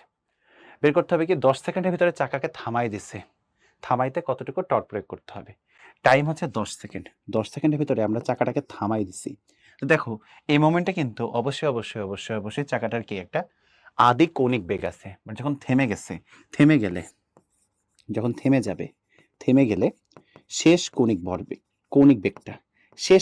কৌণিক বেগটা কত হয়ে যাবে 0 যখন থেমে যাবে, তো কতটুকু ন্যূনতম কতটুকু টর্ক প্রয়োগ করতে হবে, ধরো 10 নিউটন মিটার টর্ক প্রয়োগ করলে থেমে যায়, তুমি যদি 12 নিউটন মিটার টর্ক দাও, 25 নিউটন মিটার টর্ক দাও, এমনি তো থামবে, সর্বনিম্ন টর্কটা কতটুকু 10, ওইটা বের করতে বলছে। আর চাকাকে চিন্তা করতে হবে একটা কি বৃত্তাকার চাকতি হিসেবে চিন্তা করতে হবে, বৃত্তাকার পাত না, বৃত্তাকার চাকতি হিসেবে চিন্তা করতে বলছিল প্রশ্নে, হ্যাঁ একটু ভুল আছে কোশ্চেনটা এখানে, বৃত্তাকার চাকতি হিসেবে চিন্তা করতে বলছে, আমি লিখে দিচ্ছি চাকাটাকে বৃত্তাকার চাকতি হিসেবে বিবেচনা করো, চাকতি বলো তো বৃত্তাকার যে চাকতি হয়, হ্যাঁ বৃত্তাকার চাকতির তোমাদের মনে আছে, বৃত্তাকার চাকতি যদি হয় একটা চাকতির ভরকেন্দ্রগামী অক্ষের সাপেক্ষে জড়তার ভ্রামক কত, দেখি তোমাদের কেমন মনে আছে, চাকতির ভরকেন্দ্রগামী অক্ষের সাপেক্ষে জড়তার ভ্রামক কত, যারা আবার চাকতি চিন্তাছো না, এই চাকতি মানে ডিস্ক, আরে বাবারে এই যে চাকতি যখন ভরকেন্দ্রগামী অক্ষের সাপেক্ষে আমরা চিন্তা করতাম, এই যে ভরকেন্দ্রগামী অক্ষ এর সাপেক্ষে ঘূর্ণন চিন্তা করলে জড়তার ভ্রামক কি ছিল, আই সমান বলো হাফ mr স্কয়ার, মনে থাকার কথা, এম হচ্ছে চাকতিটার ভর আর আর হচ্ছে কি তার ব্যাসার্ধ, ব্যাসার্ধ হচ্ছে আর, অবশ্যই মনে আছে। এবং এক্ষেত্রেও কিন্তু এই গাড়ির চাকাটাকে চাকতি মনে করতে বলছে। এবং দেখো গাড়ির চাকাটা এইভাবে এইভাবে ঘুরতে ঘুরতে ঘুরতে ঘুরতে আগাচ্ছে, এইভাবে ঘুরতেছে ঘুরতেছে, কিন্তু ওর ঠিক এই যে কেন্দ্রের সাপেক্ষে ঘুরতেছে, ভরকেন্দ্রগামী অক্ষের সাপেক্ষে। ঠিক যদি ভরকেন্দ্রগামী অক্ষ চিন্তা করি, ওর সাপেক্ষেই কিন্তু চাকাটা ঘুরতেছে, এই যেভাবে ঘুরতে ঘুরতে ঘুরতে ঘুরতে আগাচ্ছে। ভরকেন্দ্রগামী অক্ষ এই যে এখানে আছে, চাকাটা এভাবে ঘুরতেছে। এই ক্ষেত্রে আই সমান কি হবে? অবশ্যই অবশ্যই হাফ mr স্কোয়ার, কেন্দ্রের সাপেক্ষে ঘুরতেছে, ব্যাসের সাপেক্ষে না। এটা যাতে মাথায় থাকে। আচ্ছা, তাহলে আমাদের টর্ক বের করতে গেলে আমরা ফর্মুলা ইউজ করি tau equal to I alpha. আইটা বের করে ফেলি, চলো। আই, এটা কি? এই চাকাকে বৃত্তাকার চাকতি চিন্তা করতে বলছে। বৃত্তাকার যদি চাকতি চিন্তা করো, তাহলে আমরা জানি আই সমান কি হবে? Half mr square, half mr square. Half m কত? এম দেওয়া আছে, চাকার ভর 10 কেজি, আর ব্যাসার্ধ কত? 1, তাহলে 1 square, half into 10 into 1 square, 1 কত আসে? 5 আসে। 10/2, 5 KG metre square, KG metre square চলে আসছে। আই বের করা শেষ, আই আমরা বের করে ফেলছি। এবার বের করতে হবে কি? আলফা, কৌণিক ত্বরণ কত? দেখো এটা ঘুরতে ঘুরতে থেমে গেছে, অর্থাৎ কৌণিক বেগের পরিবর্তন হয়েছে এটা নির্দিষ্ট সময়, তাহলে অবশ্যই এখানে কৌণিক ত্বরণ থাকবে। আলফা সমান আমরা কি জানি? Omega final minus omega initial by t. মন্দন হবে এক্ষেত্রে, যেহেতু থামতেছে, থেমে যাচ্ছে, আমরা লিখতে পারি কি? Omega final minus omega initial by t. শেষে থেমে গেছে, omega zero minus omega initial, এটাকে ওমেগা লিখলাম, বাই টি। এখন মাইনাস দিলে আসলে মন্দন বোঝাচ্ছে, আমি মাইনাসটা দিলাম না, থেমে যাচ্ছে। থেমে গেলে তো অবশ্যই অবশ্যই অবশ্যই কি হবে? মন্দন হবে। এই মন্দনের জন্য ভ্যালুটা কিসে আসে? মাইনাসে আসে। মাইনাসটা আমি উজ্জ্বল করতেছি, মাইনাস চিন্তা করতেছি না, মাইনাস ছাড়াই হিসাব করতেছি। তা দেখো তো আলফা সমান কি আসতেছে? ওমেগা মানে কি? V by r divided by t minus Ujjwal, মানে মাইনাসটা আমি কাউন্ট করি নাই, কারণ এটা খালি কি বোঝাচ্ছে? মাইনাসটা খালি মন্দন বোঝাচ্ছে, মন্দন। আর আমি শুধুমাত্র মান নিয়ে হিসাব করতেছি, মানটা বের করতেছি। V by r by t, v by r কত? ভি কত? ওই যে 10, আর কত? আর খুঁজে, আর কত? 1 মিটার। দেখো আলফা সমান কি আসতেছে? ভি বাই আর হচ্ছে 10 আসে, কারণ 10 কেজি আর ব্যাসার্ধ 1, 10/1 মানে 10, আর টাইম কয় সেকেন্ড? 10 সেকেন্ডে থামাইছে। তাহলে আলফার ভ্যালু হচ্ছে 1 radian per second square. Alpha হচ্ছে কত? 1 radian per second square. Alpha বের হয়ে গেছে। আই আলফা, আই বসায় দাও। আই হচ্ছে 5, আলফা হচ্ছে 1, এত নিউটন মিটার, অর্থাৎ 5 নিউটন মিটার। টর্ক হবে 5 নিউটন মিটার। শেষ। টর্কের ভ্যালু হবে 5 নিউটন মিটার। টর্কের ভ্যালু চলে আসবে 5 নিউটন মিটার। কি সহজ, তাই না? পরের ম্যাথ হচ্ছে এ বাহু বিশিষ্ট একটা সুষম ঘনকের স্থির ভর এম। ওকে, যে একটা তলের উপরে আছে, তল থেকে 7a/8 একক উপরে ঘনকটা তলের উপর একটা এফ বল প্রয়োগ করা হয়েছে আনুভূমিকভাবে। আচ্ছা, বলছে এফ এর সর্বনিম্ন কোন মানের জন্য ঘনকটা এর একটা ধার বরাবর ঘুরতে শুরু করবে। আচ্ছা, ফার্স্টে চলো আমরা ঘনকটা আঁকি। এই হচ্ছে মোটামুটি আমাদের ঘনক। সমান করে আঁকার ট্রাই করি, দাঁড়াও। মোটামুটি স্কোয়ারের মতো হয়েছে। সো এখানে একটা আঁকবো, মোটামুটি এরকম পুরোপুরি আঁকা যায় না, বুঝছো? ঠিক আছে, এবার যোগ করে দিই। এই একটা বাহু, এই একটা বাহু, এই একটা বাহু, ঠিক আছে, এই একটা বাহু। মোটামুটি বাহুগুলো সব আছে, সবগুলো বাহু আমরা এখানে দিছি, দেওয়া হয়ে গেছে। এবার ঘনকটার প্রত্যেকটা বাহু, এই বাহুটা এ, এইটা এ, এটা এ, আবার এইটা এ, এইটা এ, প্রত্যেকটা বাহু এ, এটা বোঝা গেছে। প্রশ্নে বলছে একটা এফ বল প্রয়োগ করা হয়েছে। বলটা কোথায় প্রয়োগ করা হয়েছে? একটা ধার থেকে, তল থেকে 7a/8 একক উপরে।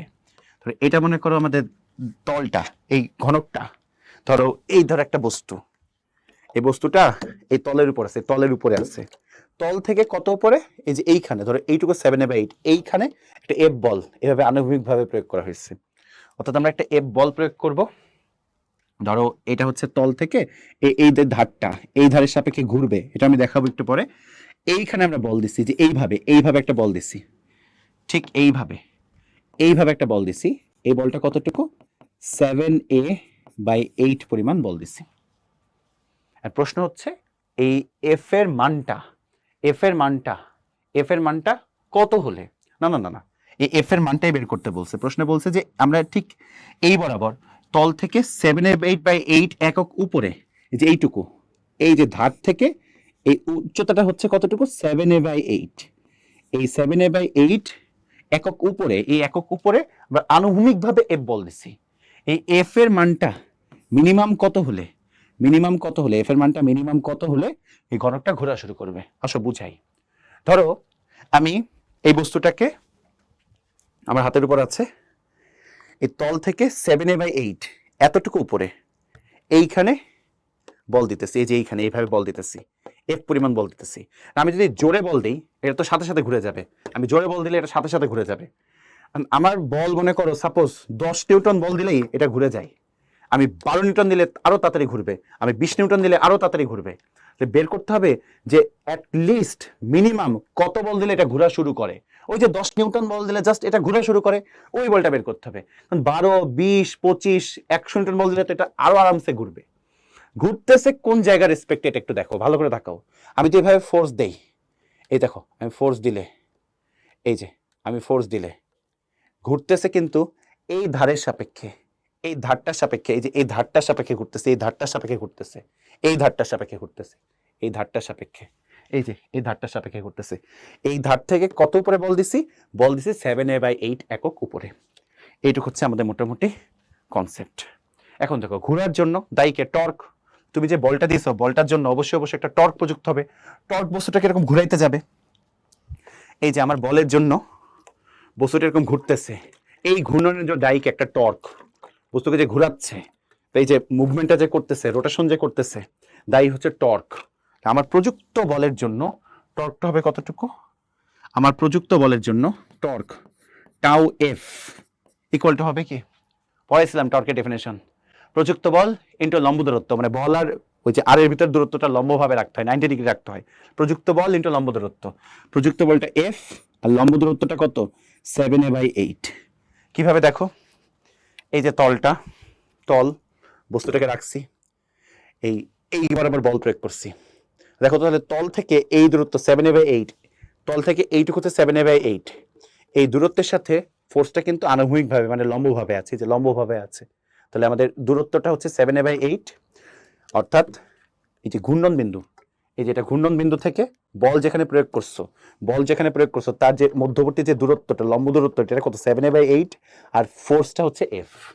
টর্ক কি হবে তাহলে, প্রযুক্ত বল ইন্টু লম্ব দূরত্ব, অর্থাৎ এফ ইন্টু 7a/8। ডান। এখন তুমি ধাক্কা দিলে তো ঘুরে যাওয়ার কথা ছিল খুব সহজে, বাট ঘুরতে গেলে বাধা দিবে। বাধা দিবে কি, ওজনের টর্ক। যখন তুমি এই বস্তুটাকে এভাবে ঘুরাইতে যাবা, তুমি এদিকে ঘুরাইতে চাইলে ওজনের টর্ক একে উল্টা দিকে একটা বাধা দিবে, ও ঘুরতে বাধা দিবে, বাধা দিবে, ও ঘুরতে দিতে চাবে না, ও একটা বাধা প্রয়োগ করবে, ও ঘুরতে দিতে চাবে না। তো ওজন এমজি কোন দিকে কাজ করবে, এই পুরা বস্তুটার যে ওজনটা এটা একদম পুরাটা একদম সেন্টারে, সেন্টার দিয়ে তলের উপরে চাপ দিবে, সেন্টার দিয়ে তলের উপর চাপ দিবে, অর্থাৎ এমজি ঠিক ঠিক ঠিক খাড়া নিচের দিকে এভাবে কাজ করবে। এমজি যদি এভাবে কাজ করে, এই এমজির জন্য তো একটা টর্ক আসবে, সেই টর্কটা চাবে বস্তুকে ঘুরতে বাধা দিতে। তাহলে তুমি ঘুরাইতে চাচ্ছ এইভাবে, এমজির টর্ক বস্তুকে উল্টা দিকে উল্টা দিকে উল্টা দিকে ইম্প্যাক্ট দিবে, যাতে করে বস্তুটা না ঘুরে।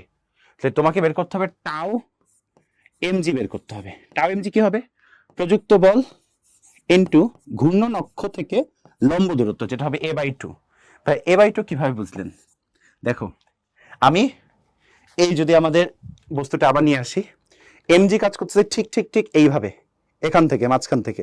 তো দেখো তো ঘুরতেছে কিন্তু এই ধারটার সাপেক্ষে, এই ধার থেকে এই যে এমজির এই যে দূরত্বটা, এই দূরত্বটা কত হবে a/2, কারণ এই পুরাটা হচ্ছে এ, পুরা বাহুটা এ, এমজি তো মাঝখানে কাজ করে, মাঝখানে, তাহলে এই দূরত্বটা কত a/2। তাহলে অবশ্যই অবশ্যই আমাদের এই দূরত্বটা হবে a/2, এইটুকু দূরত্ব হবে a/2, অর্থাৎ ঘূর্ণন অক্ষ থেকে ধার থেকে লম্ব দূরত্বটা হবে a/2। তাহলে এমজির জন্য যে টর্ক হবে টাউ, টাউ এমজি, সেটা হবে এমজি ইন্টু a/2, প্রযুক্ত বল ইন্টু লম্ব দূরত্ব। কোথা থেকে কাউন্ট করতেছি, সব এই যে এই ধারটা থেকে, এই ধারটা থেকে আমরা সব হিসাব করতেছি। এই ধারটার সাপেক্ষে, কারণ আমরা চিন্তা করতেছি এই ধারের সাপেক্ষে বস্তুটা ঘুরছে। তাহলে কখন বস্তু ঘুরবে? দেখো, আমার প্রযুক্ত বলের টর্ক চাচ্ছে বস্তুকে ঘুরাইতে, আর এমজি চাচ্ছে কি করতে? বাধা দিতে।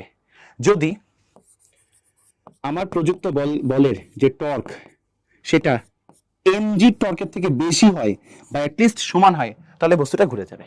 এমজি ঘুরতে দিতে চাচ্ছে না, আর আমি চাচ্ছি ঘুরাইতে। আমার ইম্প্যাক্ট যদি বেশি থাকে বা অ্যাটলিস্ট এমজির সমান হয়, তাহলে বস্তুটা ঘোরা শুরু করবে এমন অবস্থা হবে। আর যদি বেশি হয়ে যায় তাহলে বস্তু ঘুরে যাবে। দেখো মান বসালে কি আসে? Tau F into 7a/8 greater or equal tau mg. কত? Mg into a/2। কাটাকাটি করো, কাটাকাটি করলে আমাদের কাটাকাটি কে যাচ্ছে? এ বাদ হয়ে যাচ্ছে, 2 দিয়ে কাটলে 4, এফ হবে greater or equal 4mg/7। That means F at least equal হবে 4mg/7। এটাই হচ্ছে এফ মিনিমাম হবে। এফ মিনিমাম কেন? একটু ভাবলেই বুঝবা। অ্যাটলিস্ট 4mg/7 এর থেকে বেশি হতে হবে বা সমান হতে হবে, তাহলে কি হবে? বস্তুটা ঘোরা শুরু করবে। তাহলে অ্যাটলিস্ট এফ এর মান কত হবে? 4mg/7। অ্যাটলিস্ট 4mg/7 হবে। এর থেকে বেশি হলে তো আরো সহজে ঘুরবে। এফ মিনিমামটা কত? 4mg/7। ওকে, নেক্সট প্রশ্নটা দেখো। একটা সুষম চাকতি, এখানে আমরা অ্যাকচুয়ালি টাউ নেটের ব্যাপারটা দেখবো। টাউ নেট সমান আই আলফা দেখবো। খেয়াল করো, একটা চাকতি যেটা ঘুরতেছে কার সাপেক্ষে? তার কেন্দ্রগামী লম্ব অক্ষের সাপেক্ষে ঘুরছে। প্রশ্নে বলে দিচ্ছে কেন্দ্রগামী লম্ব অক্ষের সাপেক্ষে ঘুরছে, এবং যার ব্যাসার্ধ দেওয়া আছে আর, চাকতিটার ব্যাসার্ধ, চাকতিটার ভর দেওয়া আছে এম। প্রাথমিকভাবে চিত্রের ন্যায় আমরা দুইটা স্পর্শকীয় বল এক্ষেত্রে প্রযুক্ত করছি। অর্থাৎ একটা বল এভাবে প্রযুক্ত হচ্ছে F1, একটা বল এভাবে প্রযুক্ত হচ্ছে F2, এবং দুইটার ইম্প্যাক্ট কিন্তু দুই রকম। একটা তোমার টর্ক যেদিকে দিবে, আরেকটা টর্ক কিন্তু তার বিপরীত দিকে ঘুরাইতে চাবে। একটা ক্লকওয়াইজ ঘুরাইতে চাইলে আরেকটা কিন্তু অ্যান্টি ক্লকওয়াইজ ঘুরাইতে চাবে।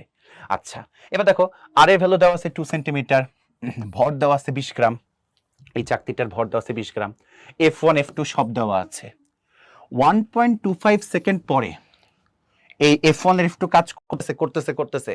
এরা কাজ করার ফলে 1.25 সেকেন্ড পরে ঘড়ির কাঁটার বিপরীত দিকে অ্যান্টি ক্লকওয়াইজ এত 250 রেডিয়ান পার সেকেন্ড কৌণিক বেগ প্রাপ্ত হয়েছে। অর্থাৎ F1 F2 দুইটাই কাজ করতেছে। দুইটা কাজ করার জন্য অ্যান্টি ক্লকওয়াইজ কৌণিক বেগের পরিবর্তন হয়েছে এতটুকু, 250 রেডিয়ান পার সেকেন্ড। কত সময় পরে? 1.25 সেকেন্ড পরে।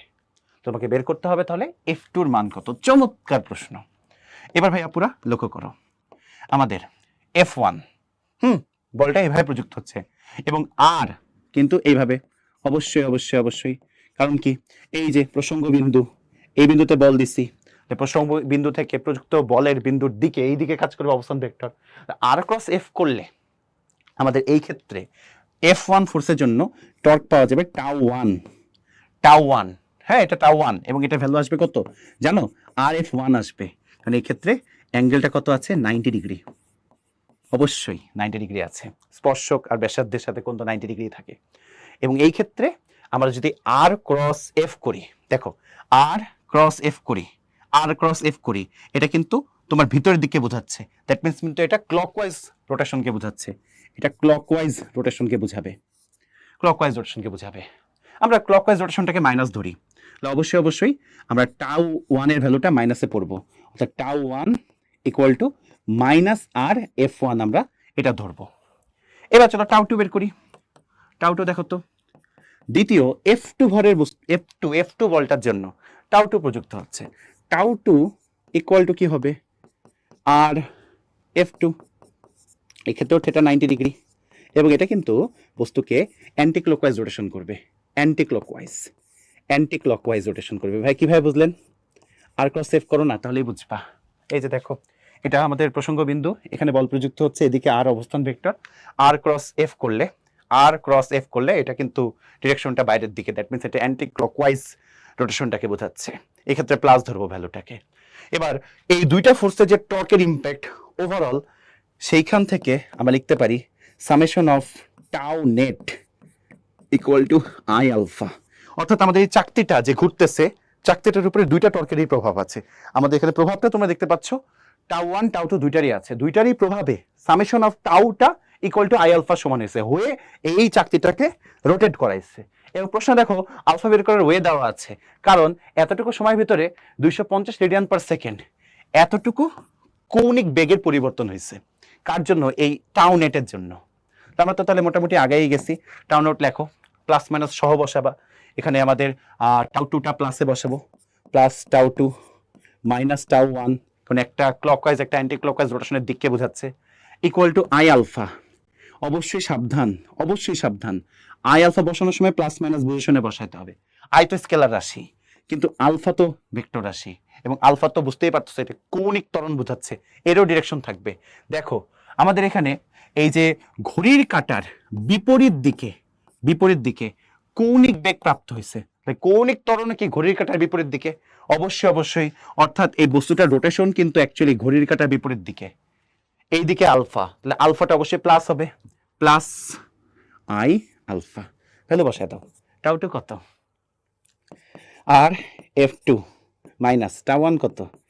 আর F one equal to I alpha. এটা কি একটা বলো চাকতি, সুষম চাকতি, তার কেন্দ্রগামী অক্ষের সাপেক্ষে ঘুরছে। আই সমান কি হবে? Half m r square, half বসাই দিবা, হ্যাঁ একটু একটু করে করে, হাফ এম চাকতির ভর ইন্টু আর square, half m r square. আর আলফা, আলফা কত হবে বলো? আলফা কত হবে? আলফা বের করা সহজ। আলফা মানে কি? কতটুকু কৌণিক ত্বরণ প্রাপ্ত হচ্ছে, মানে আলফা সমান লেখা যায় ডেল ওমেগা বাই টি, কৌণিক বেগের পরিবর্তন ডিভাইডেড বাই সময়। এখন দেখো ভ্যালুগুলো আমরা যদি একটু সুন্দর করে বসাই দিই, তার আগে একটু কাটাকাটি করি। এই আর বাদ হয়ে গেছে, এখানে আর পড়ে আছে, ওভারঅল থাকে কি?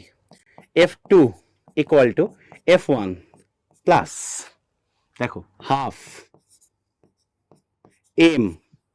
এম আর, তাই না, ডেল ওমেগা বাই টি, সব দেওয়া আছে। জাস্ট ডাটাগুলো আমি তোমাদের বসাই দিই, তোমরা ক্যালকুলেশন করে ফেলবা। এফ ওয়ান কত দেওয়া আছে? 0.1 নিউটন, 0.1 দেওয়া আছে, তাই না? এফ ওয়ান দেওয়া আছে কত? 0.1 নিউটন। ওকে, চাকতির ভর দেওয়া আছে কত? 20 গ্রাম। 20 গ্রাম কেজিতে কনভার্ট করবা, 20 ভাগ 1000। তারপর দেখো আর দেওয়া আছে ব্যাসার্ধ 2 সেন্টিমিটার, 2/100 অবশ্যই মিটারে কনভার্ট করবা, সব ডাটা দেওয়া আছে। এবার ডেল ওমেগার পরিবর্তন কতটুকু হয়েছে? ওই যে 250 ওমেগার পরিবর্তন দেওয়া আছে। টি দেওয়া আছে, টি কত দেওয়া আছে? 1.25 সেকেন্ড, 1.25 সেকেন্ড। এভাবে খুব সহজে তোমরা এফ টুর মানটা পেয়ে যাবা। অনেকে বলতে পারো ভাইয়া 20/1000 কেন করছিলেন? আরেকবার দেখাই দিচ্ছি।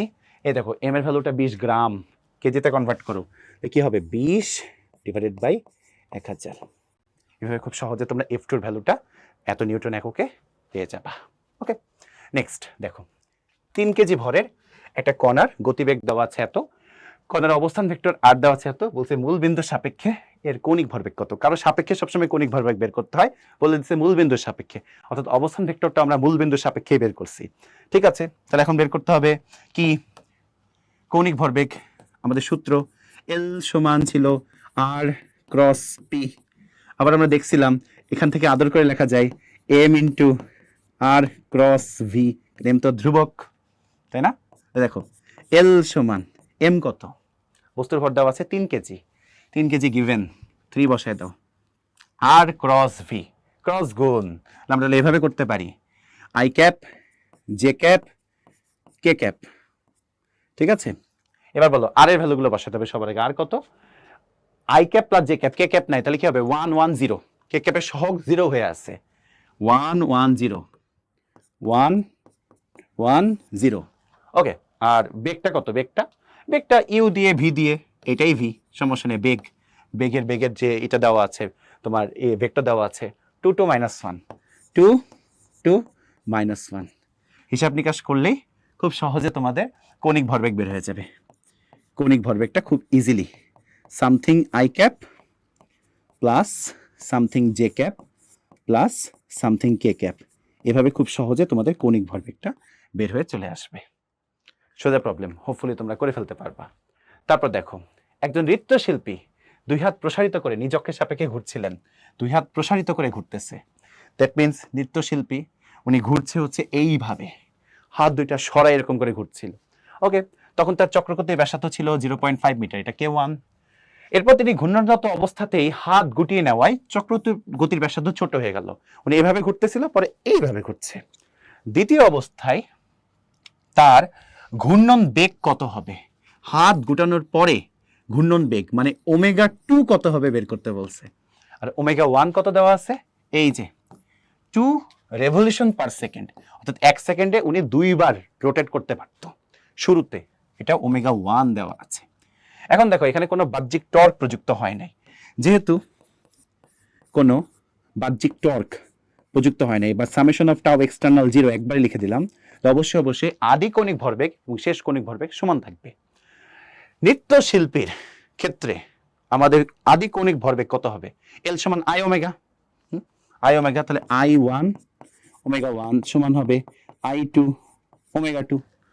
I1 কত হবে, নৃত্যশিল্পী এর তো শেপ তো গোল না, সিলিন্ডারের মতো না, তাহলে আমি I সমান m k স্কয়ার বসাই, সোজা কথা, m k1 স্কয়ার ω1 সমান কি m, সেম মানুষ ভর সেম, k2 স্কয়ার ω2। বাদ কাটাকাটি করলে দেখো ω2 ইকুয়াল টু কি আসতেছে, k1 বাই k2 তার হোল স্কয়ার ইন্টু ω1, এত রেভলিউশন পার সেকেন্ড।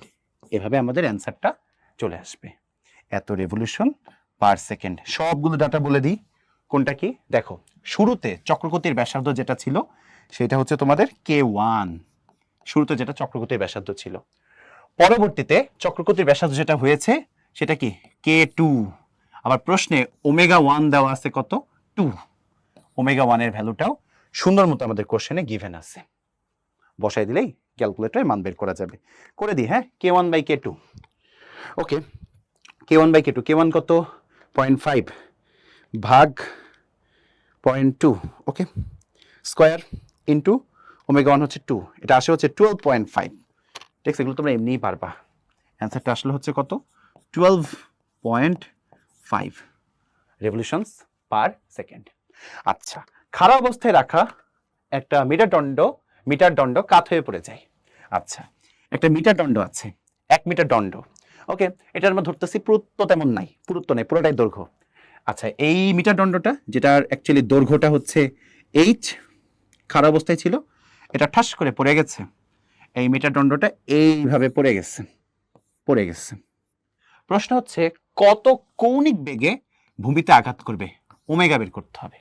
এখন তোমরা আমাকে বলো তো, যখন মিটার দণ্ডটা এভাবে ছিল তাহলে তখন এখানে তো কোনো বাহ্যিক বল প্রযুক্ত হয় নাই, একাই পড়ে গেছে এটা, তো যখন বস্তুটা এভাবে ছিল তখন তার মোট যান্ত্রিক শক্তি, আর যখন এটা এরকম রোটেট করে পড়ে গেল তার পরবর্তীতে মোট যান্ত্রিক শক্তি সমান থাকবে। এই অবস্থায় তার মোট যান্ত্রিক শক্তি, চিন্তা করে এখানে কি কোনো কৌণিক গতিশক্তি আছে, উত্তর হচ্ছে না, ও তো ঘুরছে না, শুরুতে তার মোট কৌণিক গতিশক্তি কত 0। এবার যখন ও এখান থেকে সাই করে পড়বে, যখন এরকম দাঁড়াই ছিল তখন এর বিভব শক্তি ছিল, বিভব শক্তি কত mgh, চোখ বন্ধ করে তোমরা mgh বসাবা, যেটা ভুল, এখানে হবে mgh/2। তোমরা কাজ ক্ষমতা শক্তি চ্যাপ্টারে দেখবা ভর কেন্দ্রের সরণ, যখন একটা বস্তুকে আমরা ধরো এই মিটার স্কেলকে এখান থেকে এইভাবে উঠাইতাম তখন প্রত্যেকটা কণার সরণ একই পরিমাণ হইতো, প্রত্যেকটা কণার সরণ সেম, তাই সেই ক্ষেত্রে আমরা কৃত কাজ বা বিভব শক্তিটা mgh হিসাব করতাম। বাট যখন তুমি এভাবে ফেলে দিচ্ছ বা এইভাবে উঠাচ্ছ, দ্যাট মিনস এই লাঠিটাকে তুমি এইভাবে উঠাইলা, ধরো এইভাবে উঠাইছো, তখন প্রত্যেকটা পয়েন্টের সরণ আলাদা আলাদা, এই পয়েন্টের কোনো সরণ নাই, এই পয়েন্টের সরণ হচ্ছে এতটুকু, এই পয়েন্টের সরণ এতটুকু, এই পয়েন্টের সরণ এতটুকু, এই পয়েন্টের সরণ আলাদা, প্রতিটা পয়েন্টের সরণ আলাদা আলাদা। এই ক্ষেত্রে গড় সরণ নিতে হয় বা ভর কেন্দ্রের সরণ নিতে হয়। এবং গড় সরণ কিভাবে নাই, ফার্স্টের কণার সরণ 0, সর্বশেষ কণাটার সরণ h, ফার্স্টের কণার সরণ যোগ লাস্টের কণার সরণ ডিভাইডেড বাই 2, এটাই হচ্ছে গড় সরণ। বিভব শক্তিটা হবে mgh/2 যখন এটা খারাপ অবস্থায় ছিল, কারণ এটা এভাবে পড়ে গেছে রোটেট করে, যখন পড়ে গেছে, আমরা যদি এইটাকে আমাদের প্রসঙ্গ কাঠামো চিন্তা করি, এই লাইনটাকে, বিভব শক্তি হয়ে যাবে 0, গতি শক্তি কত হয়ে যাবে, এটা জাস্ট সাই করে এই পয়েন্টে পড়ে গেছে, আঘাত করছে, এই যে ঘুরছে রোটেট করছে, ঘূর্ণন গতি শক্তি হয়েছে এই যে এই পয়েন্টের রেসপেক্টে, ঘূর্ণন গতিশক্তি কত? Half I omega square. ঘূর্ণন গতিশক্তি হবে half I omega square. Easy প্রশ্ন, হ্যাঁ, বেশি কঠিন না। হাফ হাফ কেটে দেওয়ার আগে আমরা কিছু জিনিস চিন্তা করি। M g h by two equal half I কত হবে? 1/3 এম এইচ স্কোয়ার হবে ইন্টু ওমেগা স্কোয়ার। এখান থেকে এক লাইন সলভ করলেই তোমরা ওমেগার মানটা বের করে ফেলতে পারবা। অনেকের মাথায় প্রশ্ন আসতেছে, ভাইয়া আই 1/3 এম এইচ স্কোয়ার কেন হইল? আমরা পড়ছিলাম জড়তার ভ্রামকে সরু রড যদি একটা সাইডের সাপেক্ষে রোটেট করে, একটা সাইডের সাপেক্ষে রোটেট করে, এই সাইডের সাপেক্ষে, তখন তার জড়তার ভ্রামক হয় 1/3 এম দৈর্ঘ্য স্কোয়ার। দেখো সাইডের সাপেক্ষে রোটেট করছে, এটা হচ্ছে ঘূর্ণন বিন্দু। 1/3 এম, এই দৈর্ঘ্যটাই কত? এইচ। পুরা দৈর্ঘ্যটা নিতে হয় এম এইচ স্কোয়ার। এবার তুমি কাটাকাটি করো, হাফ হাফ কেটে দাও, এখান থেকে এম এম কেটে দাও, ভ্যালু বসায় দাও। এম এম কাটা, এই যে হাফ হাফ, এখানে হাফ, এখানে যে হাফ আছে হাফ হাফ কেটে যাবে। ক্যালকুলেট করলে তোমরা ওমেগার মানটা বের করতে পারবা। আর মিটার স্কেল, মিটার দণ্ড, বুঝতেই পারতেছো লেন্সটা কতটুকু? 1 মিটার। ঠিক আছে, এরপরে আমাদের পরবর্তী প্রশ্ন দেখো। এখানে 3টা স্থির বস্তু আছে, একটা রিং, একটা নিরেট সিলিন্ডার, একটা নিরেট গোলক। বাঁকা তলের উপর দিয়ে না পিছলিয়ে গড়ায় গড়ায় পড়তেছে। 3টার ব্যাসার্ধও সেম। কোন বস্তুটা সবচেয়ে বেশি বেগে ভূমিতে আঘাত করবে? রুয়েট আসে একটা অস্থির প্রশ্ন। তো চলো আমরা এটা সলভ করে ফেলি। এই হচ্ছে হেলানো তল, এই তলের উপর দিয়ে, এই তলটার উপর দিয়ে একবার এসে পড়তেছে কে? এই তলের উপর দিয়ে একবার এসে পড়ছে হচ্ছে একটা রিং, একবার একটা সিলিন্ডার, একবার একটা নিরেট গোলক। আমি তোকে নিরেট গোলকের জন্য বা রিং এর জন্য বের করে করে দেখাই, যে কোনো একটা। ধরো একটা রিং, এটা একটা রিং, রিংটা গড়াইতে সামনের দিকে আগাচ্ছে। প্রশ্ন হচ্ছে এটা কত বেগে ভূমিতে আঘাত করবে, আগে সেটা তোমাকে বের করতে হবে। আচ্ছা, একটু চিন্তা করো ডিয়ার ভাই আপুরা। এই হেলানো তলটার ক্ষেত্রে এই কোণটা ধরলাম থিটা, উচ্চতা ধরলাম এইচ, ওকে। আর এই যে রিংটার ভর ধরলাম এম, রিংটার ব্যাসার্ধ ধরলাম আর, এবং রিংটা কিন্তু তার নিজ অক্ষের সাপেক্ষে ঘুরছে, কারণ এভাবে ঘুরতে ঘুরতে যাচ্ছে। ওই যে ঘূর্ণন বিন্দু, এই যে ঘূর্ণন বিন্দু, ওর নিজ অক্ষের সাপেক্ষে ঘুরতে ও কিন্তু নামতেছে। তো বলো তো, এখানেও তো বাহ্যিক বল প্রযুক্ত হয় নাই, তাহলে অবশ্যই মোট যান্ত্রিক শক্তি মানে কনজার্ভ থাকবে। তাহলে একদম উপরে যখন ছিল, এই রিংটা একদম উপরে ছিল, তখন পুরো শক্তিটাই কি ছিল? বিভব শক্তি। বিভব শক্তি কতটুকু ছিল পুরো শক্তিটার? M g H. আর কোনো শক্তি নাই। গড়াইতে যখন এসে এটা ভূমিতে আঘাত করছে, তখন এই পয়েন্টে কোনো বিভব শক্তি নাই, কারণ এটা রেফারেন্স প্রসঙ্গ কাঠামো। এই পয়েন্টে তাহলে পুরোটা শক্তি গতিশক্তি কোথা থেকে আসছে? একটা দেখো, এই যে রৈখিক গতিশক্তি প্লাস ঘুরতে যে বাড়ি মারছে, দ্যাট মিন্স কি রৈখিক গতিশক্তিও আছে প্লাস কি কৌণিক গতিশক্তি আছে, যে যখন এসে এই গ্রাউন্ডে স্ট্রাইক করছে ওই মোমেন্টে রৈখিক গতিশক্তিও আছে, আবার কি কৌণিক গতিশক্তিও আছে। তাহলে এখানে হবে আমাদের half m v square plus half I omega square. তো এখন দেখো ভ্যালু বসাই, m g h equal half m v square. Dear ভাইয়া পুরা হাফ আয়ের ক্ষেত্রে আমি যদি মান বসাই, এটা একটা রিং নিজ অক্ষের সাপেক্ষে ঘুরছে, জড়তার ভ্রামক কি হবে? এম আর স্কোয়ার, তাই না? আর ওমেগা মানে কি? V by r. বসাই দিলে কি আসবে? V square by r square. হিসাব নিকাশ যদি করতে থাকি, আর স্কোয়ার কেটে যাবে, এম এম এম ভ্যানিশ। এবার আমি 2 দিয়ে গুণ করি, ম্যাথ করা সহজ হবে। তো দেখো 2gh ইকুয়াল টু হবে V square plus V square, মানে কি 2v স্কোয়ার। তাহলে বলো তো আমাদের কি আসতেছে? 2v স্কোয়ার সমান 2gh। দ্যাট মিনস 2 তুমি আবার কেটে দিতে পারো, 2 কাটে দিলাম। ভি স্কোয়ার মানে ভি সমান আসতেছে √gh। অর্থাৎ রিংটা এত বেগে এসে আমাদের গ্রাউন্ডে স্ট্রাইক করবে। এটা আমরা হিসাব করছি কার জন্য? রিং এর জন্য। অর্থাৎ এই বেগটা যেটা আমি বের করেছি, এই বেগটা রিং এর জন্য। এবার মনে করো রিং না, গড়ায় এসে পড়ছে নিরেট সিলিন্ডার, একটা নিরেট সিলিন্ডার, মনে করো নিরেট সিলিন্ডার গড়ায় এসে পড়ছে, অথবা নিরেট চাকতি, দুইটারই ঘূর্ণন অক্ষের সাপেক্ষে জড়তার ভ্রামক কত হবে? I equal to half mr square. এদের ক্ষেত্রে তুমি যদি হিসাব নিকাশ করো, v বের হবে √4/3 gh। করে দেখো, সেম ভাবে করলে এরকম √4/3 gh আসবে এদের ক্ষেত্রে। যদি এটা তোমার হচ্ছে নিরেট গোলক হয়, নেট সিলিন্ডার না, নিরেট গোলক, সেই ক্ষেত্রে তোমাদের জড়তার ভ্রামক I সমান হয়ে যাবে নেট গোলকের ক্ষেত্রে 2/5 mr স্কোয়ার, এবং v এর ভ্যালু যোগ বিয়োগ করলে আসবে √10/7 gh, √10/7 gh আসবে। তুমি যদি হিসাব নিকাশ যদি তুমি করো ফাঁপা গোলকের জন্য, তখন দেখবা হিসাব নিকাশ করার পরে I যেহেতু ফাঁপা গোলকের জন্য 2/3 mr স্কোয়ার, এবার দেখবা v আসবে √6/5 gh। আমি তোমাদের সবগুলো বলে দিলাম। এবার দেখবা কোন ক্ষেত্রে ভি এর মান বেশি, কোন ক্ষেত্রে ভি এর মান কম। আমাদের উদ্দীপক অনুযায়ী দেখা যাবে গোলকের ক্ষেত্রে ভি এর মান সবচেয়ে বেশি হবে, তারপর হবে সিলিন্ডারের জন্য, তারপর হবে রিং এর জন্য।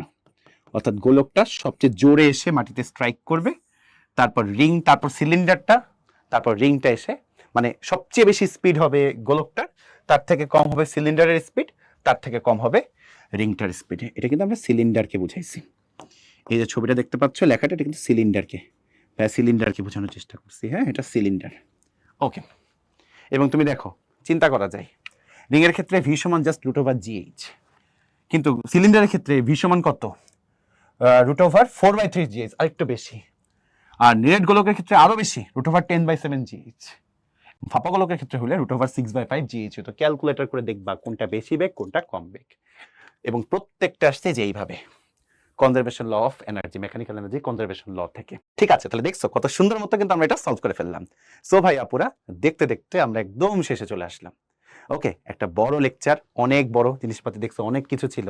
সো আমাদের পড়তে কিন্তু সময় লেগে গেল, বাট ব্যাপার না, আশা রাখি তোমরা ভালো মতো বুঝতে পারছো। ভালো থেকো সবাই, আল্লাহ হাফেজ, আসসালামু আলাইকুম।